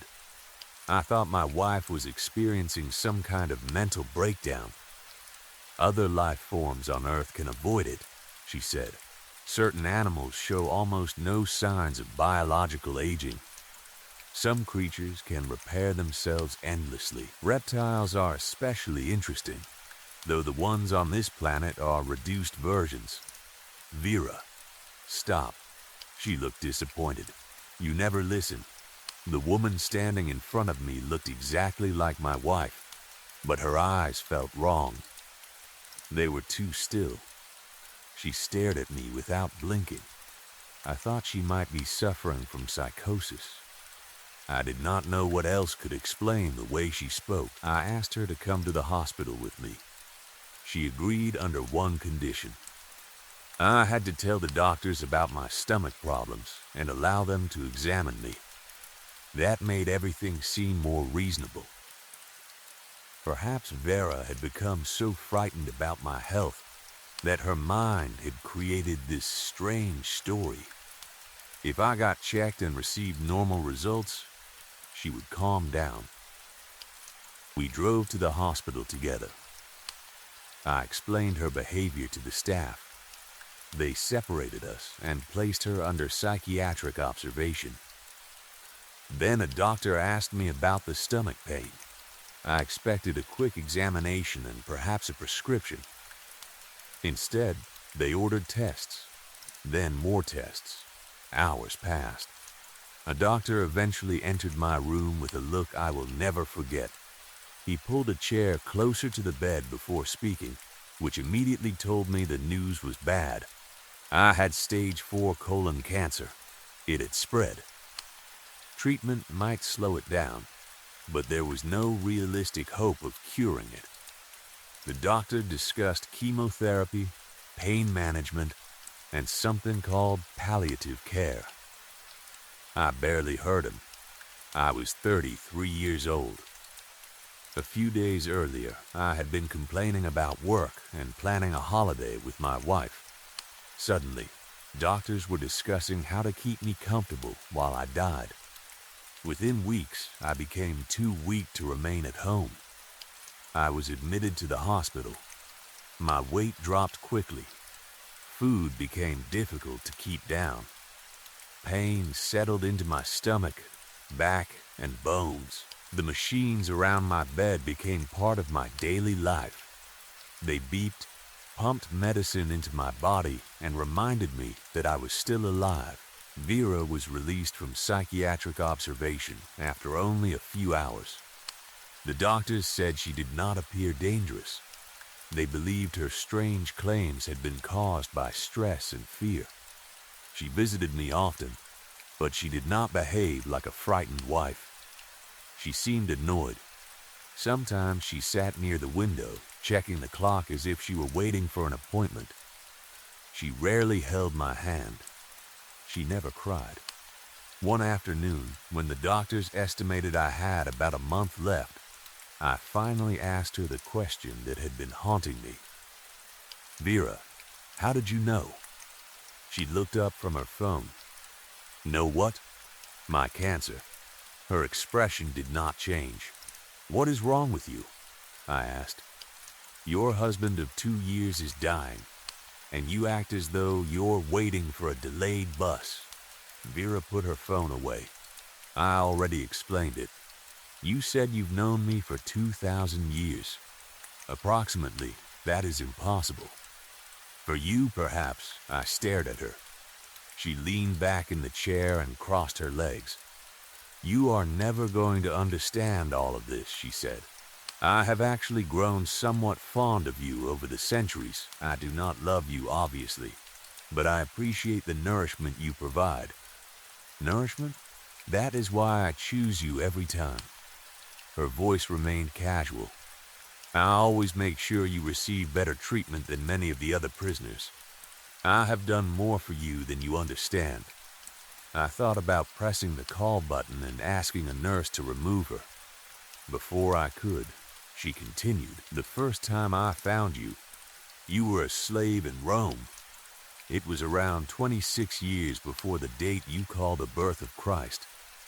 That's ridiculous. I had only recently arrived here. I was inexperienced and had to find my own source of food. For some reason, I chose you. She smiled faintly, but there was no warmth in it. You were chained inside a small room with several other men. You were beaten daily and believed the gods had abandoned you. The emotional energy you produced was wonderful. I felt sick. At the end of that life, I allowed you to go, she said. I was new and did not know how to request the same prisoner again. I assumed everyone suffering under those conditions created the same quality of energy. Stop calling me a prisoner. That is what you are. You sound insane. And you sound ignorant. She stood and walked towards the end of my bed. You humans raise animals in terrible conditions, then kill them for food without thinking about what those creatures feel. You lock them in small spaces, separate mothers from their young, and call it an industry. That has nothing to do with me.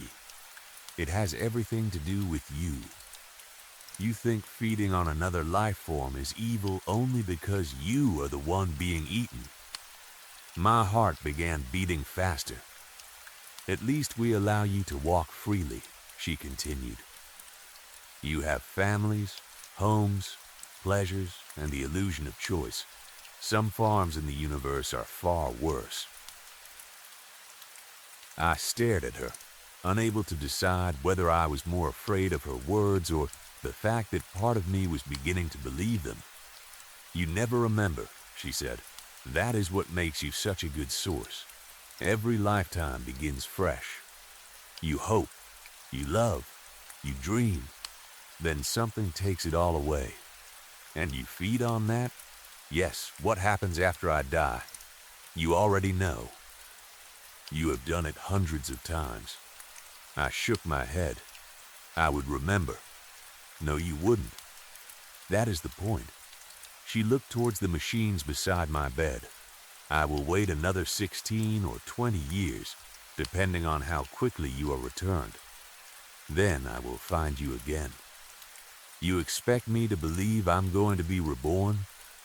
You have been reborn many times. She began naming lives I did not remember. She said she had known me as a soldier who froze to death during a winter campaign. She had been my closest friend in that life. In another, I was a woman who died during childbirth. Vera had been my sister. Once, she claimed she had been my daughter. Another time, she had been my father. She had been my husband, my wife, my favorite uncle, and the teacher I trusted more than anyone else. Each time, she remained close enough to guide me at the moment of death. Why would I ever believe something so absurd? I asked. Vera thought for a moment. I have shown you proof before. What kind of proof? You usually die immediately afterwards. She glanced at my body. I am becoming hungry though. Perhaps speeding up the process would be useful. Fear moved through me. What are you? You would not understand our name. Try me. You think of the universe as a vast and beautiful place. It is not beautiful where we are. She pulled the chair closer again. Imagine the known universe as your United States.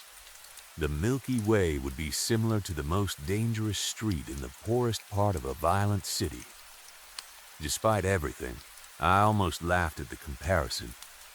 Vera did not. Andromeda would not be much better, she said. There are no pleasant neighborhoods for hundreds of thousands of light years.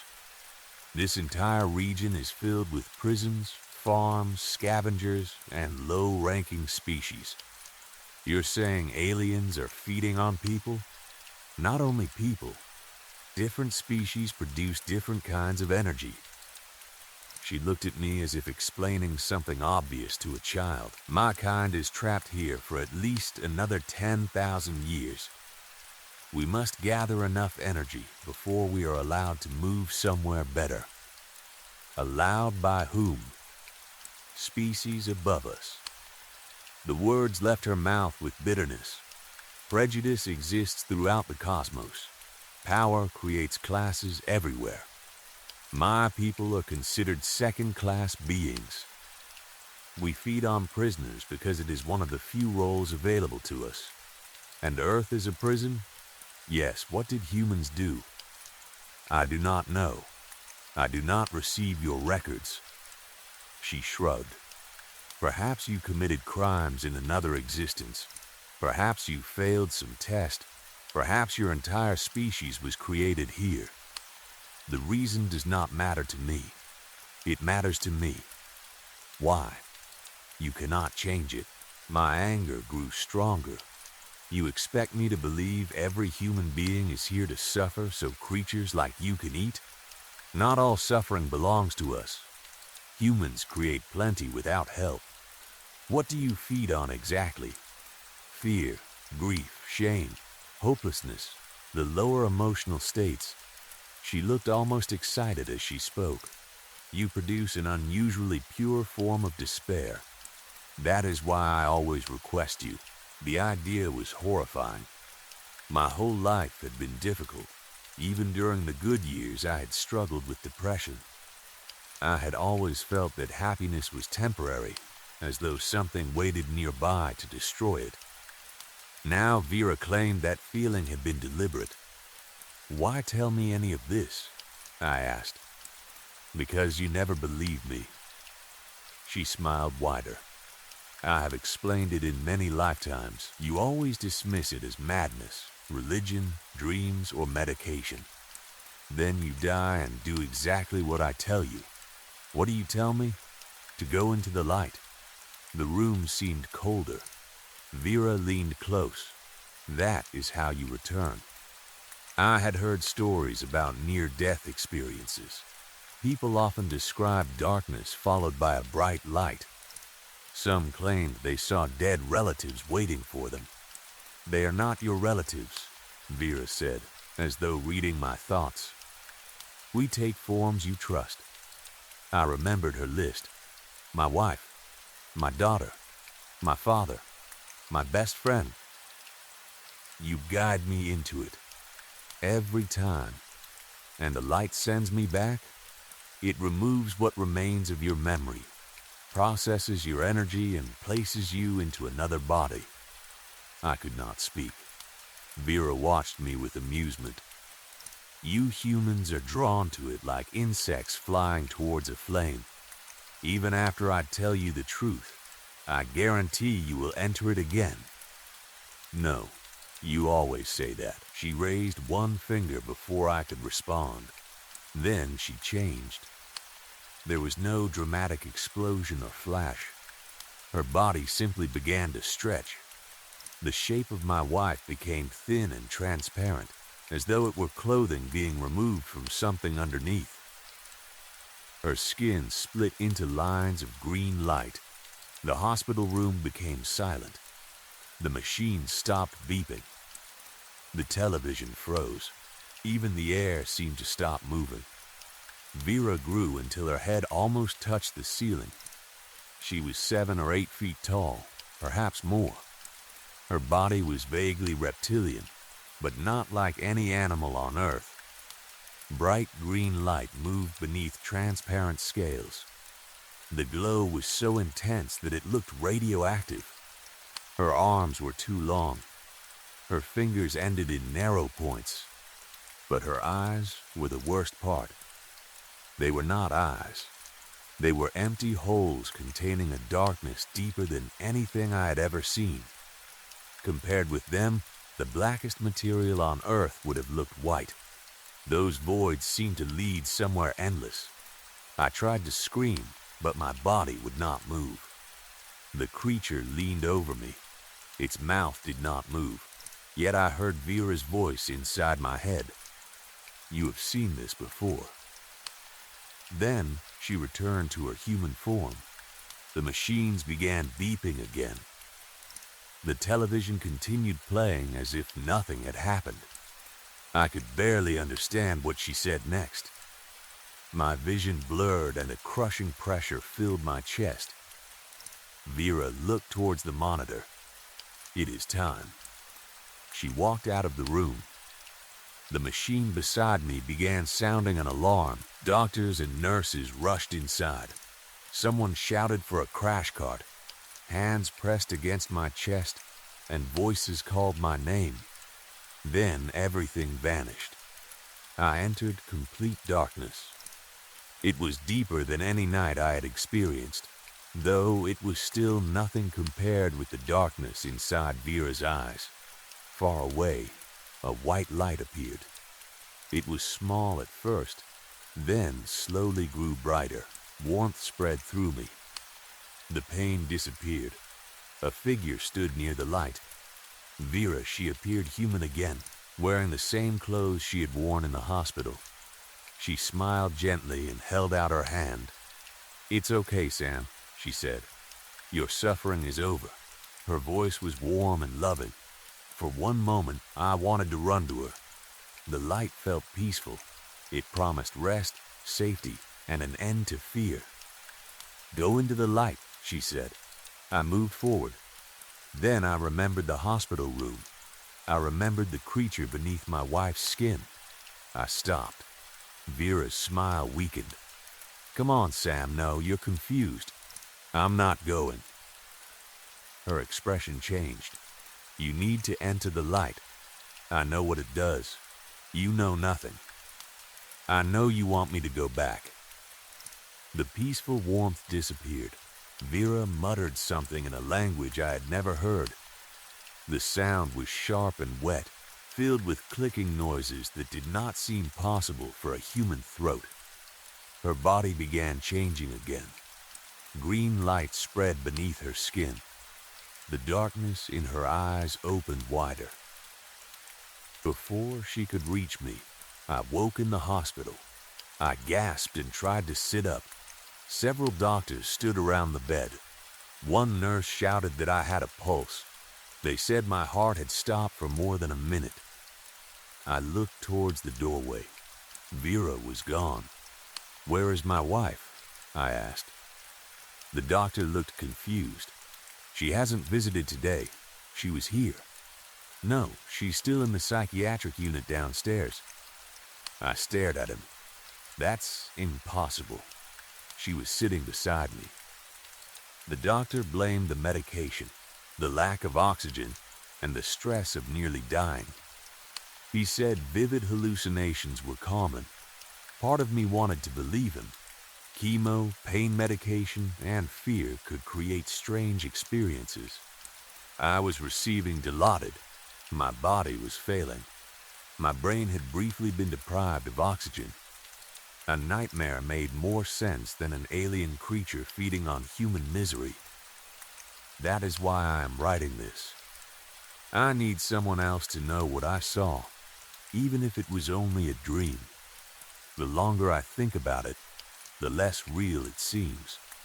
Vera's story was too detailed, but dreams can create entire worlds in seconds. The creature could have come from my fear of death. The idea of the light being a trap might have been my mind trying to avoid dying. I almost convinced myself that none of it happened. Then a nurse entered to replace my cup of ice chips. She lifted the old cup and looked inside. "Looks like you coughed something up," she said. I turned towards her. She poked at the contents with a plastic spoon and laughed. "Did you eat a snake recently?" "What?" "I'm from Georgia, so snakes don't bother me. But I've never seen one shed its skin inside a hospital cup before." My heart began pounding. "What are you talking about?" She tilted the cup so I could see inside. A thin piece of skin rested among the melted ice. It was bright green. The surface had tiny scales that seemed to glow beneath the hospital lights. I stared at it. There were no bright green snakes in New Hampshire. The nurse carried the cup towards the door, still laughing. Before she left, the skin moved. It slowly curled around the plastic spoon like a living finger. The nurse did not notice. I did. A few minutes later, the telephone beside my bed rang. I answered it. No one spoke. I heard only a low clicking sound. Then Vera whispered from the other end, "You have always been difficult after you learn the truth." I looked towards the hallway. A tall shadow passed the narrow window in my door. "You cannot stay out of the light forever," she continued. The call ended. "The doctors say I may have only a few days left now." Vera has not returned to my room, but I sometimes see something standing behind the nurses. It is always too tall, and when the overhead lights touch it, the skin beneath its clothes shines green. I no longer know which people are real. Perhaps every person who comforts us near death is one of them. Perhaps they spend our entire lives pretending to love us, waiting for the moment when our hope finally breaks. When my time comes again, the light will return. Vera will be waiting there in the shape of someone I trust. She will tell me I am safe.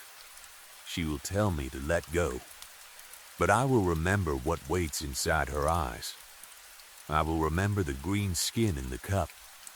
I will not go into the light. At least, that is what I am telling myself now. Vera said I have made the same promise hundreds of times. Story 5. So far, our neighborhood's 4th of July celebration had been a complete disaster. Flies buzzed around the funnel cakes again.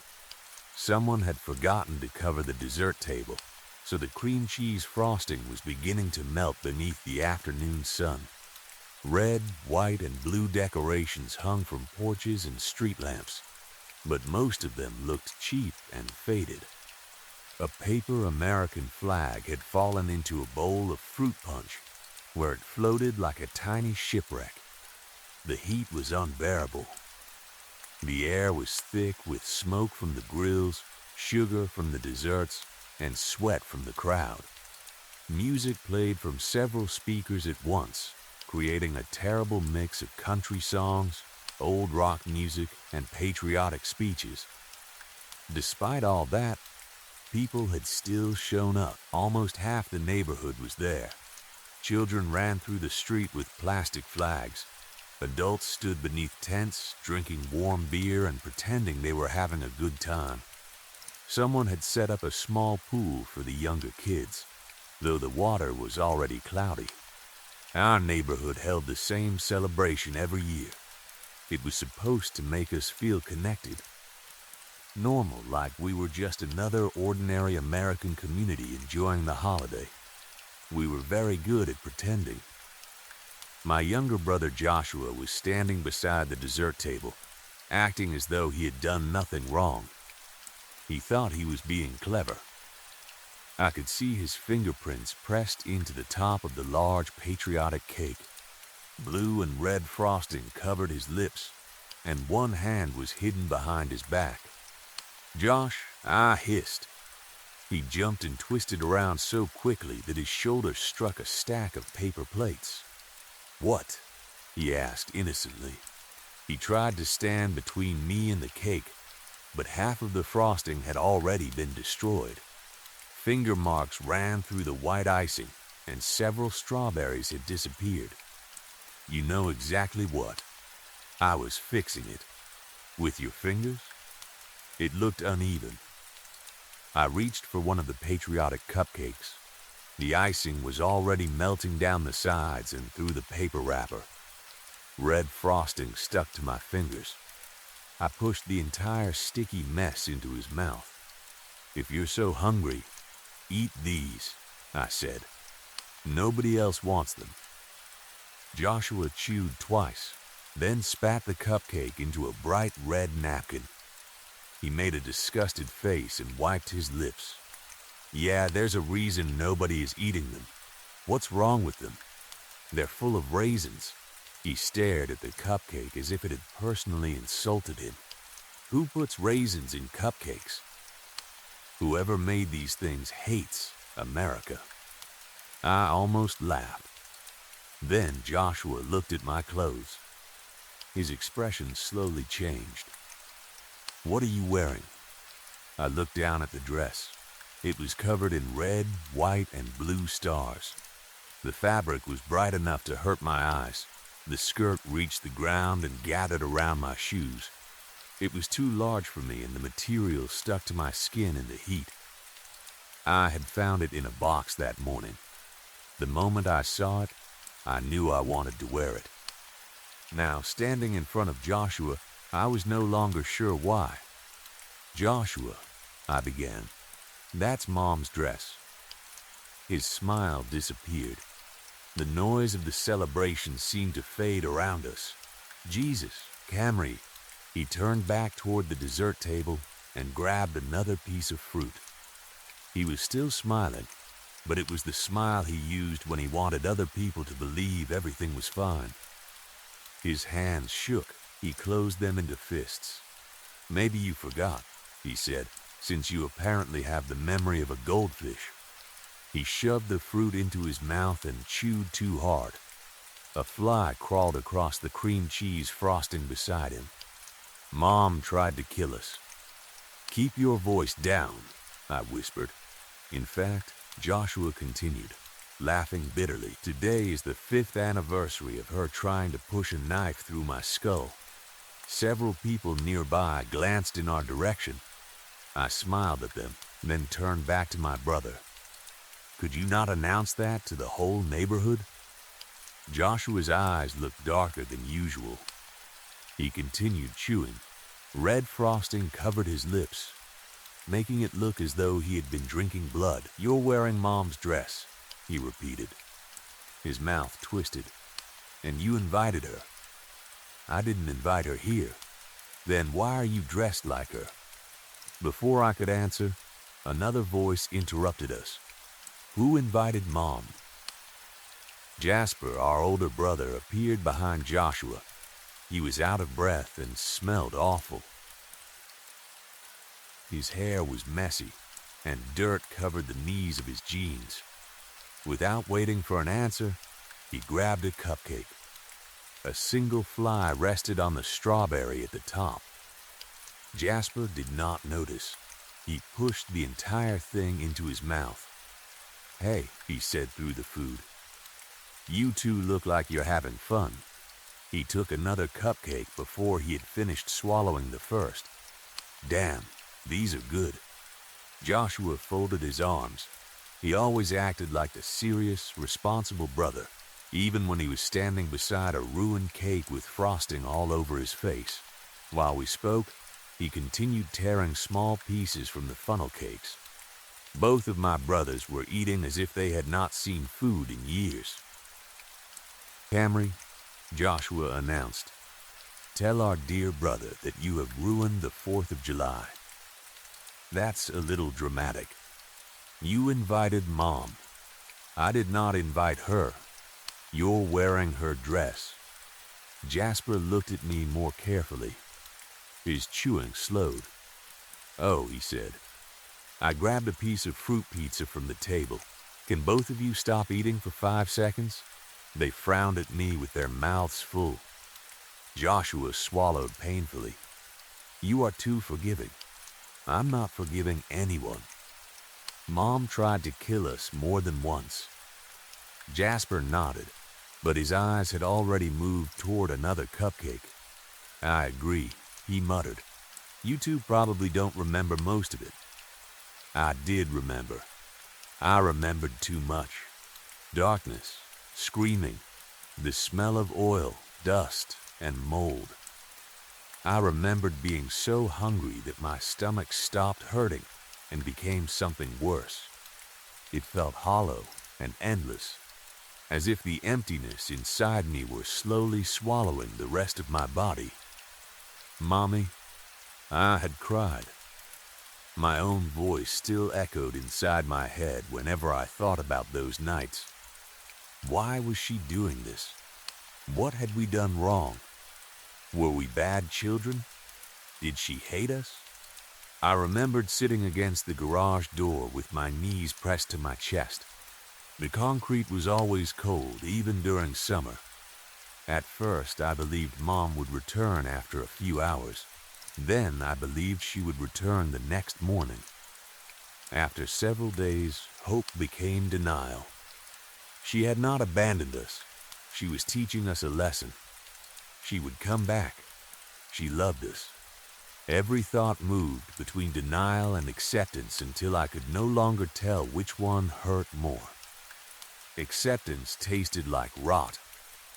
Jasper swallowed another piece of cupcake and stared at the table. She locked us in the garage for months.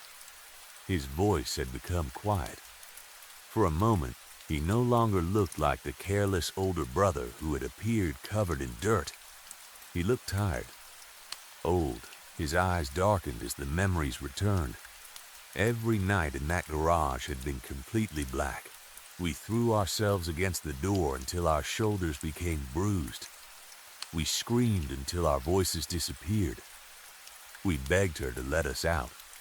We promised to be good. We promised to clean the house, stay quiet, and never ask questions again.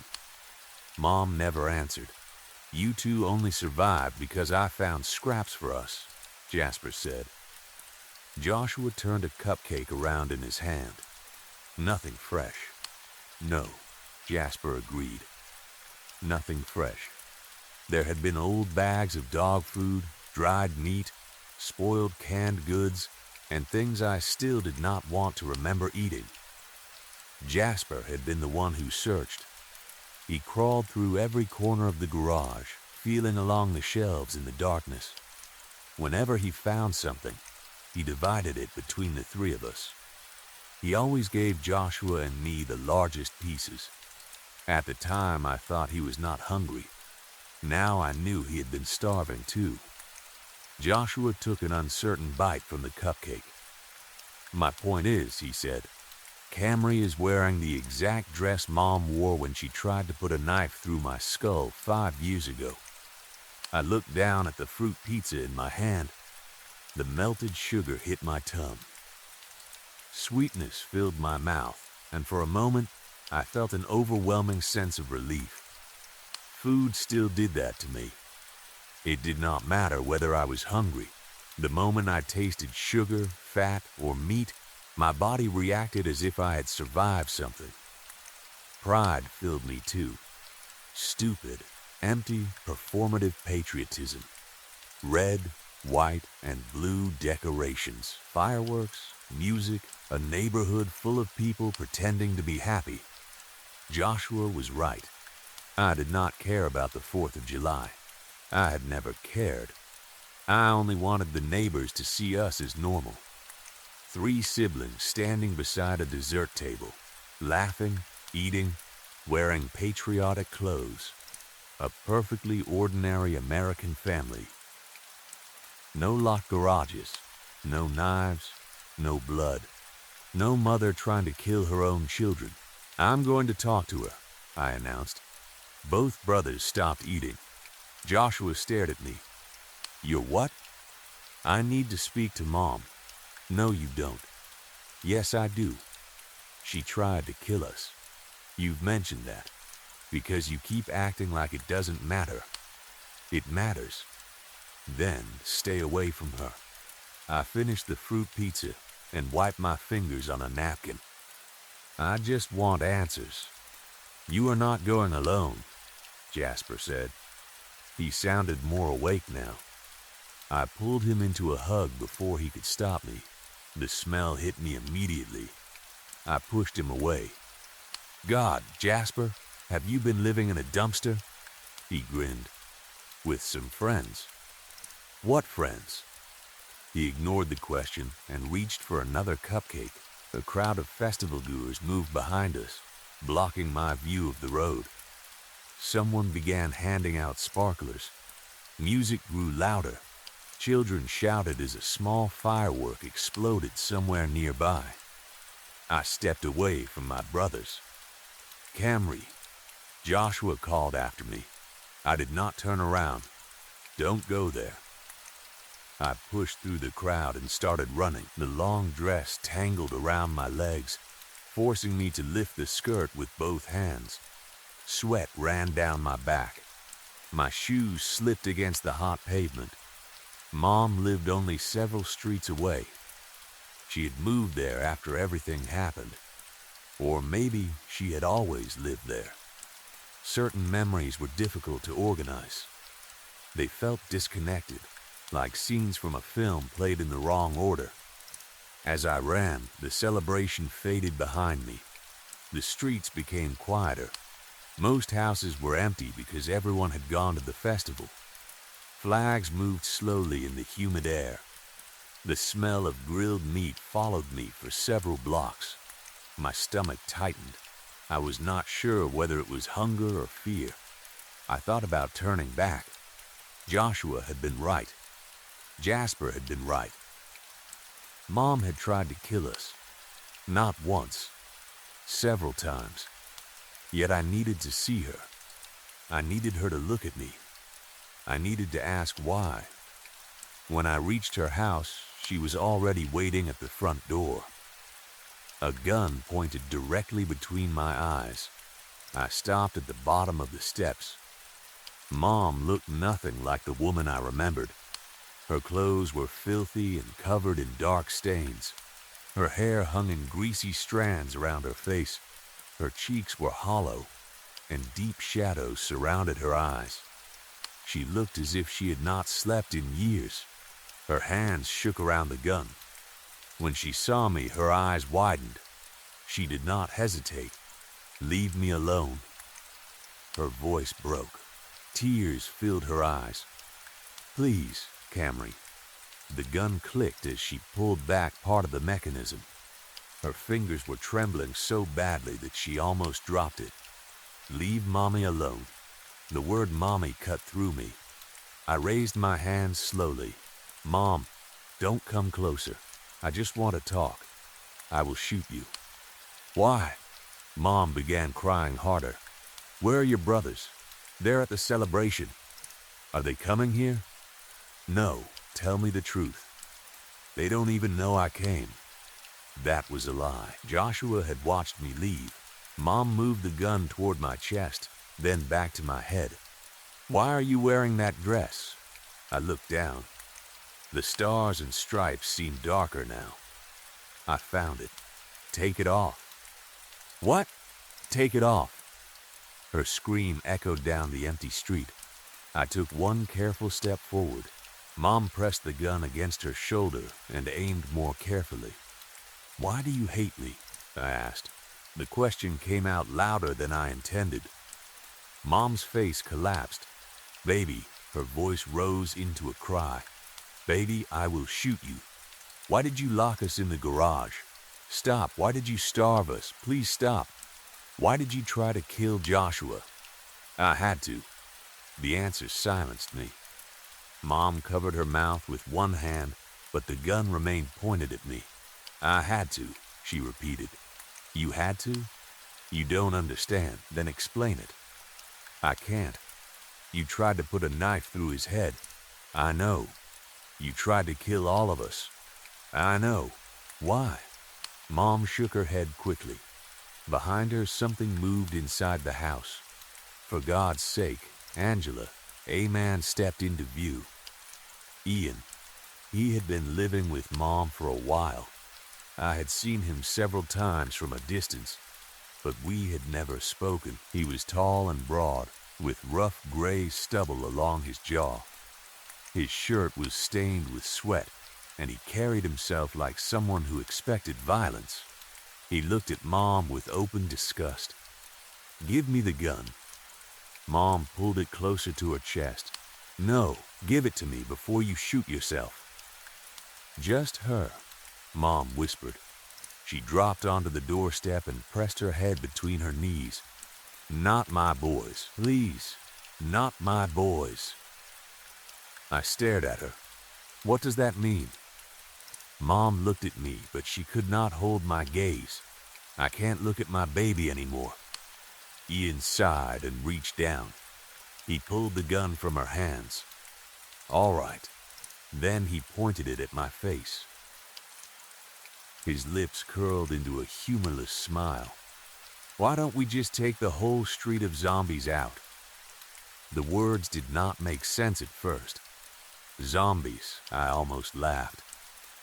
Behind me, a firework exploded in the distance. Mom shook her head. They always come back, she whispered. Ian glanced at her. What? Every 4th of July, something cold moved through me. What are you talking about? Mom began rocking back and forth. Every year, she whispered. Every year they come home. Ian walked down the steps. He pressed the barrel of the gun against my forehead. I should have been afraid of him. Instead, I noticed the way he smelled. Sweat, cigarettes, metal, living skin. Ian did not smell like Mom. Mom smelled sweet, warm, good, like food left beneath a heat lamp. My mouth filled with saliva. I swallowed. Ian pushed the barrel harder against my skin. Look at the pretty flowers, kid. He turned my head toward the neighbor's garden using the gun. Red and yellow flowers grew beside the fence. Look at them. My jaw moved slowly. Something thick slid down my chin. Cupcake, I could still taste the frosting. But Mom, I whispered. Ian pushed the barrel harder. Look at the flowers. The phrase stirred something inside me. A memory, a loud sound. Darkness, then hunger. I looked toward the flowers. The colors seemed too bright. Behind me, Mom was sobbing. I'm sorry, baby. My body felt strange. Heavy in some places, empty in others. I tried to remember how I had reached the house. I remembered running, but not breathing. I remembered sweat on my skin, but I could not feel my heartbeat. My fingers were cold. They had been cold all day. Joshua's eyes had looked unusually dark. Jasper had smelled like a dumpster. My brothers had eaten everything they could touch. Flies had landed on the food. They had landed on us, too. None of us had cared. Ian's finger tightened around the trigger. Mom screamed. A gunshot split the afternoon. My head snapped backward. For one moment, the world disappeared. Then I was standing at the dessert table again. Flies buzzed around the funnel cakes. Joshua's fingers were buried in the patriotic cake. Jasper was chewing a cupcake with a strawberry and a fly on top. Half the neighborhood surrounded us. Music played. Children laughed. The celebration had begun again. I looked down. I was wearing Mom's dress. Joshua turned toward me. You invited her, he said. I blinked. Something felt wrong. I remembered a gun. Flowers, Mom crying. Ian's voice. Look at the pretty flowers. Then the memory slipped away. I picked up a cupcake. I was so hungry. We were all so hungry. The 4th of July celebration continued around us as if nothing had happened. Maybe the neighbors did not see us. Maybe they saw us and had learned not to react. A little boy ran past the dessert table with a sparkler in one hand. The smell of warm flesh followed him. Joshua's head turned. Jasper stopped chewing. I grabbed both of their arms. Not yet, I whispered. They looked at me. Their eyes were dark and empty. Mom first. Joshua smiled. Red frosting covered his teeth. She's waiting. She always waits. Jasper swallowed the final bite of cupcake. What about Ian? I remembered his smell. Living, fresh, different, my stomach opened like a deep hole. Him too. We stepped away from the dessert table. The crowd continued celebrating. No one tried to stop us. Perhaps this had happened too many times. Perhaps everyone knew that every 4th of July, Mom's dead children returned to the neighborhood. We came back hungry. We came back wearing the same clothes. We came back remembering only pieces of what she had done to us. And every year, she tried to kill us again. Maybe she believed enough bullets would make us stay dead. Maybe one year she would succeed. But she had already tried knives. She had tried starvation. She had locked us in the garage and waited for our bodies to stop moving. Something had happened in the darkness. Something that none of us fully remembered.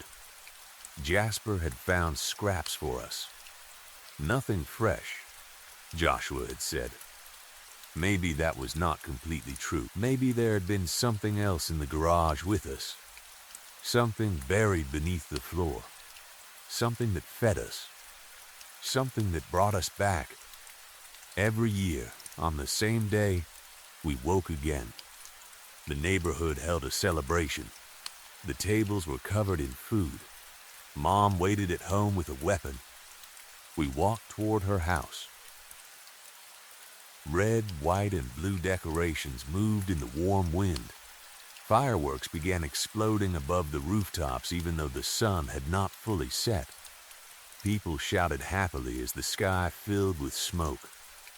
I held the skirt of Mom's dress and ran. Joshua and Jasper followed. We were a family again, not a normal one, not the kind of family the neighbors wanted to see. But we were together, and we were hungry, very, very hungry.